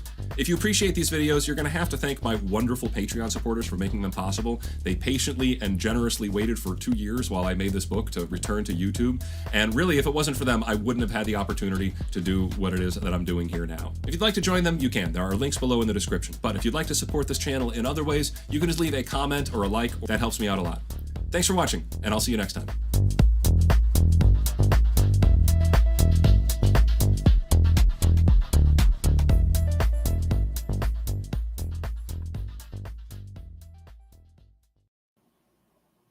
Excellent. Most excellent. Oh, it's great. Like you said, I love those charts. The charts, the way he visualizes, like he is top notch when it comes to YouTube resources to learn. Whether you're a guitarist or any other instrument, it's so useful to see like the visuals he puts up in action. Mm-hmm. Exactly. And yes, Apollo, this right here, this is a video from Signals Music Studio. That's Jake. And he put some awesome stuff out with a lot of great information. What we do here is we watch videos like this, we talk about them, we make sure we can get you guys to go follow them so that you can get all the information that they have. Because, I mean, just scroll down a little bit there, Tony. You'll see, I mean, they've got amazing stuff on Jake's page, everything else. Like most of these, like I've watched, I mean, I would probably say I've watched most of what's on his Yeah, channel same there. here. It's one of those where like some of them just jump out at me though, like ones where we were talking about the different modes. Like this was about the modes overall, which was a very good primer on how to use the modes, as well as seeing the chart and focusing on the different areas, knowing that these 3 minor modes, kind of pick and choose between all those, these 3 major modes, pick and choose between those. That's very important information that can, I mean, you could make a lifetime of composition just out of that little bit of information there. Not to mention all of everything else that's here, like, you know, talking about individual modes down below, or like where he's talking about Dorian Dad Rock, or what was one of the other ones, Mixolydian, you know, with something like Jerry Garcia's Mixolydian. There's a bunch of different modes that have a very definitive sound. Dorian Santana as well, you know, that kind of thing. Like figuring out what the signature sound of your favorite artists are in terms of modes or scales, or what they're doing to get that signature sound. That's important. Yeah, his tips on transitioning and modulating between scales, and you know, with the charts, I loved when he popped up all the modal charts, started showing like, you know, we can borrow from this one or borrow from that one. Again, seeing it visually, he makes it look so easy. He really does light a fire under my ass every time I watch one of his videos. Yeah, well, even just what he was talking about before with the little pictures of like, you know, Frodo and you know, seeing how and then all of a sudden it went sour because you got the wrong note hitting there. Yeah, that's exactly what happens. And when you see that happen, it's like, oh no, we got to fix that. So then you bring that up that half step. You know, just stuff like that is super important for how to make things sound right, and trying things that are out of the box, and then figuring out how to fix them, and then figuring out the theory behind why that worked when you fixed it. That's the kind of stuff that he's going for. I really loved in that first example his string layering technique there to like fill in some 2 of the notes from the notes chord. with the strings. I'm again inspired to like do these exercises, take this approach. And for me, it was also the flute melody that he did there, the grace notes, where, you know, every once in a while it was just a little like, you know, just a little flutter like that. But other times it was like a 3-note thing, where it was going like, you know, a whole run up, where it was like 3 little grace notes going, like getting up to a certain note. And like, I really like that from that aspect of, if you're writing songs, it's not going to just be this quarter note, that quarter note, this quarter note, that quarter note. I mean, a bass part, sure, it can do that with little walks here and there. But for the most part, you're going to want to have little things, little flares in there, little trills, things like that, that make things interesting. Anything like that, you know, all that kind of stuff makes a big difference. He kind of cleared up something for me when it comes to these and what scale you're technically in. It's about that tonal focus and Tonal center. Yeah, absolutely. Yeah, the tonal center. It started to click for me. Like, wow, you know, that is the difference in cases. Like, you think you're in one scale, but it, depending on where your tonal center is, kind of defines whether you're in this mode. Yeah, one quick D minor, and that's D minor sounding like D minor. But if we were in C as a lower note, that's D Dorian, because now we're up there playing a D minor with a C tonal center, because we're changing the tonal center. So that's where things can sound completely different just with a minor change, just a slight change. Just changing the bass note or just changing what we're doing up here can really make a difference in what's going on. And the same thing with just intervals. Like I've started focusing more on dyads, where we're just looking at 2 notes, you know, not triads where we're looking at all 3, but just dyads, the 1 and the 3. But but sometimes I like to do it as a tenth, where it's the root and then the third an octave higher. And I can do that on the piano, so I can just run that down. So like, you know, that kind of a sound is just, you're getting the root, you're getting the third way up high, so they're separated enough where even down low, they sound far enough apart where they can give you that sound. But it's really centering you in that C major sound because you're getting the root and the third. So you know it's a major third at that point. Where instead if it was a minor third, you would know it for sure. And that's where there's a big difference there. But even just that little bit, just doing little intervals like that can make a big difference. The way he mentioned how like what the melody players might do on top of it, like hopefully that Hotel California doesn't give us crap, because it's one of those songs, even if you're playing it sometimes YouTube, but we'll see if they complain there. And well, in that case, excellent analysis on the changes there and how the chords fit together, rather than just being like a spitting out of the song. It was definitely good analysis of how the song comes together. And what he was showing there, how the like lead guitars on top of those chords, the way that they kind of defined what was the tonal center there, you know, that is the difference between the Angie song and Hotel, was just what the guitar on top of the chords was doing, plus that little difference in the third chord. Yep. Exactly. And that's enough to make it a different thing. I mean, there still could be lawsuits. I mean, people could still, you know, oh, that was stolen from here, because some people, if things are similar enough, they'll go for that. But it doesn't mean a lawsuit will, you know, prevail, because, well, and you know, there is enough of a difference there to show that it is distinctly different. Yeah, and you cannot copyright chords or progressions. That's, you just can't. If we ever reach that point where like chord progressions start to be copywritten, then all music is done. Yeah. Well, You the main won't thing be to able me to is just write changing the songs style enough. Just changing the style enough, even if it's just making it a percussive thing, bass note, and then the top, you know, part of the triad, you know, boom, check, punch out, you know.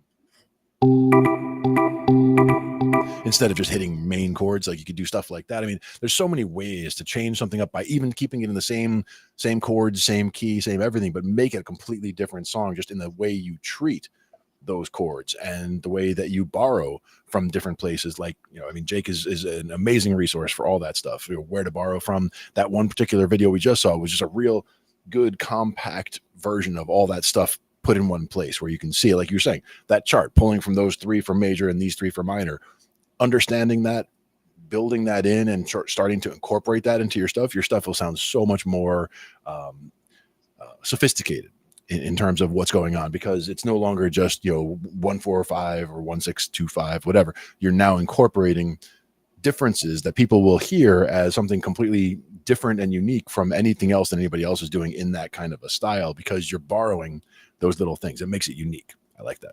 Yeah, he really did cram a lot of advanced theory in a way that like was easy to digest, and he managed to do that in 20 minutes.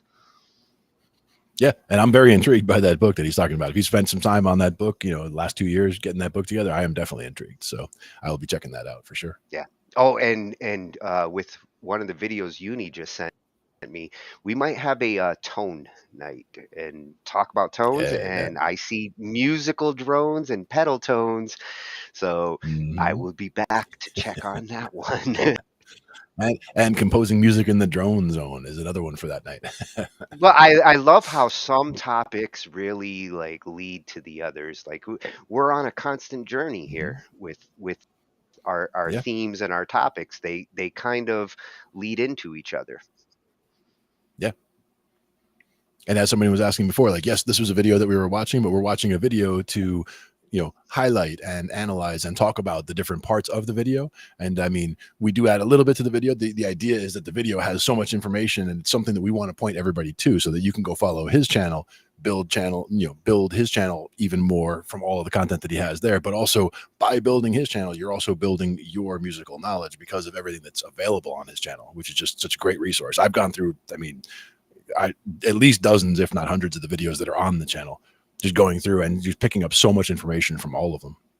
Great delivery. Oh yeah, as well. well, Signals Music Studio has been one of the channels that goes back to the beginning of our show, like way exactly. back.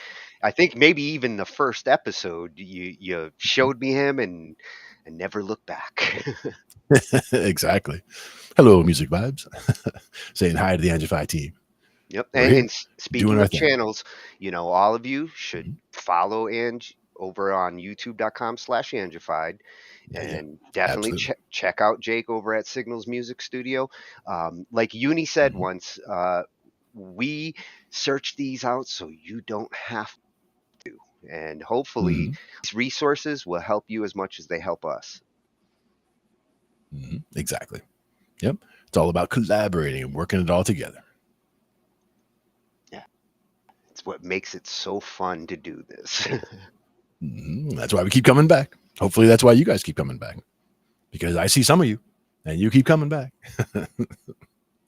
So there's something going on. And I've got some ideas for next week brewing now. So more on that tone topic. I think that's one that's coming, as well as classical night. That one's been brewing for a couple of months now. Like I said, I've got a whole big stack of classical stuff in the side over there. We'll go check it out. We'll pull some out and we'll see what, talk about music notation, talking about different ways of utilizing sheet music, the different styles that we can go into from all of that. I mean, tons of stuff to go into. We might even get into some ragtime at some point, just as a totally different thing. I'm game.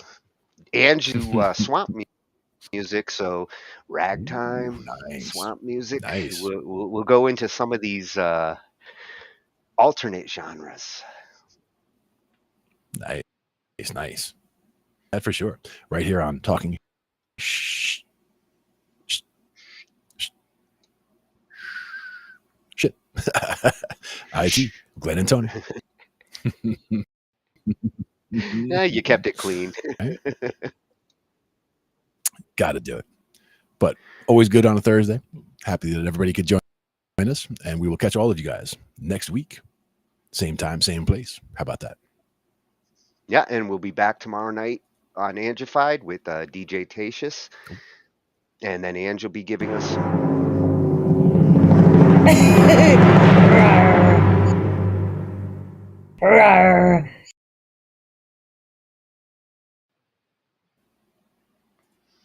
Where'd she come from? She just snuck in there. DJ Tatius. Cut me off. Yeah, DJ Tatius, and then afterwards that was me. Be, giving us some news. Indeed. So we'll and see we'll catch you guys then. next time. Night, everyone.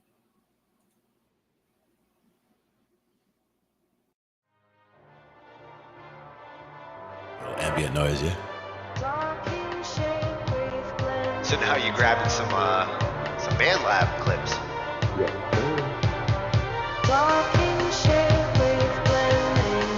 Now for me, that would also be something where I would use like volume automation and like bring that from the bottom, like bring it in and then bring it back out. And these are the kinds of sounds you can stretch.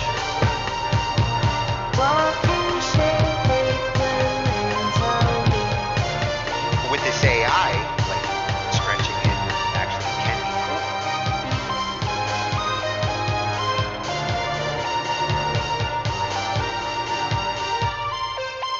Oh, that was perfect for the interlude too. Ends it right in the right I spot. didn't even notice. 40. Talkin' Shhh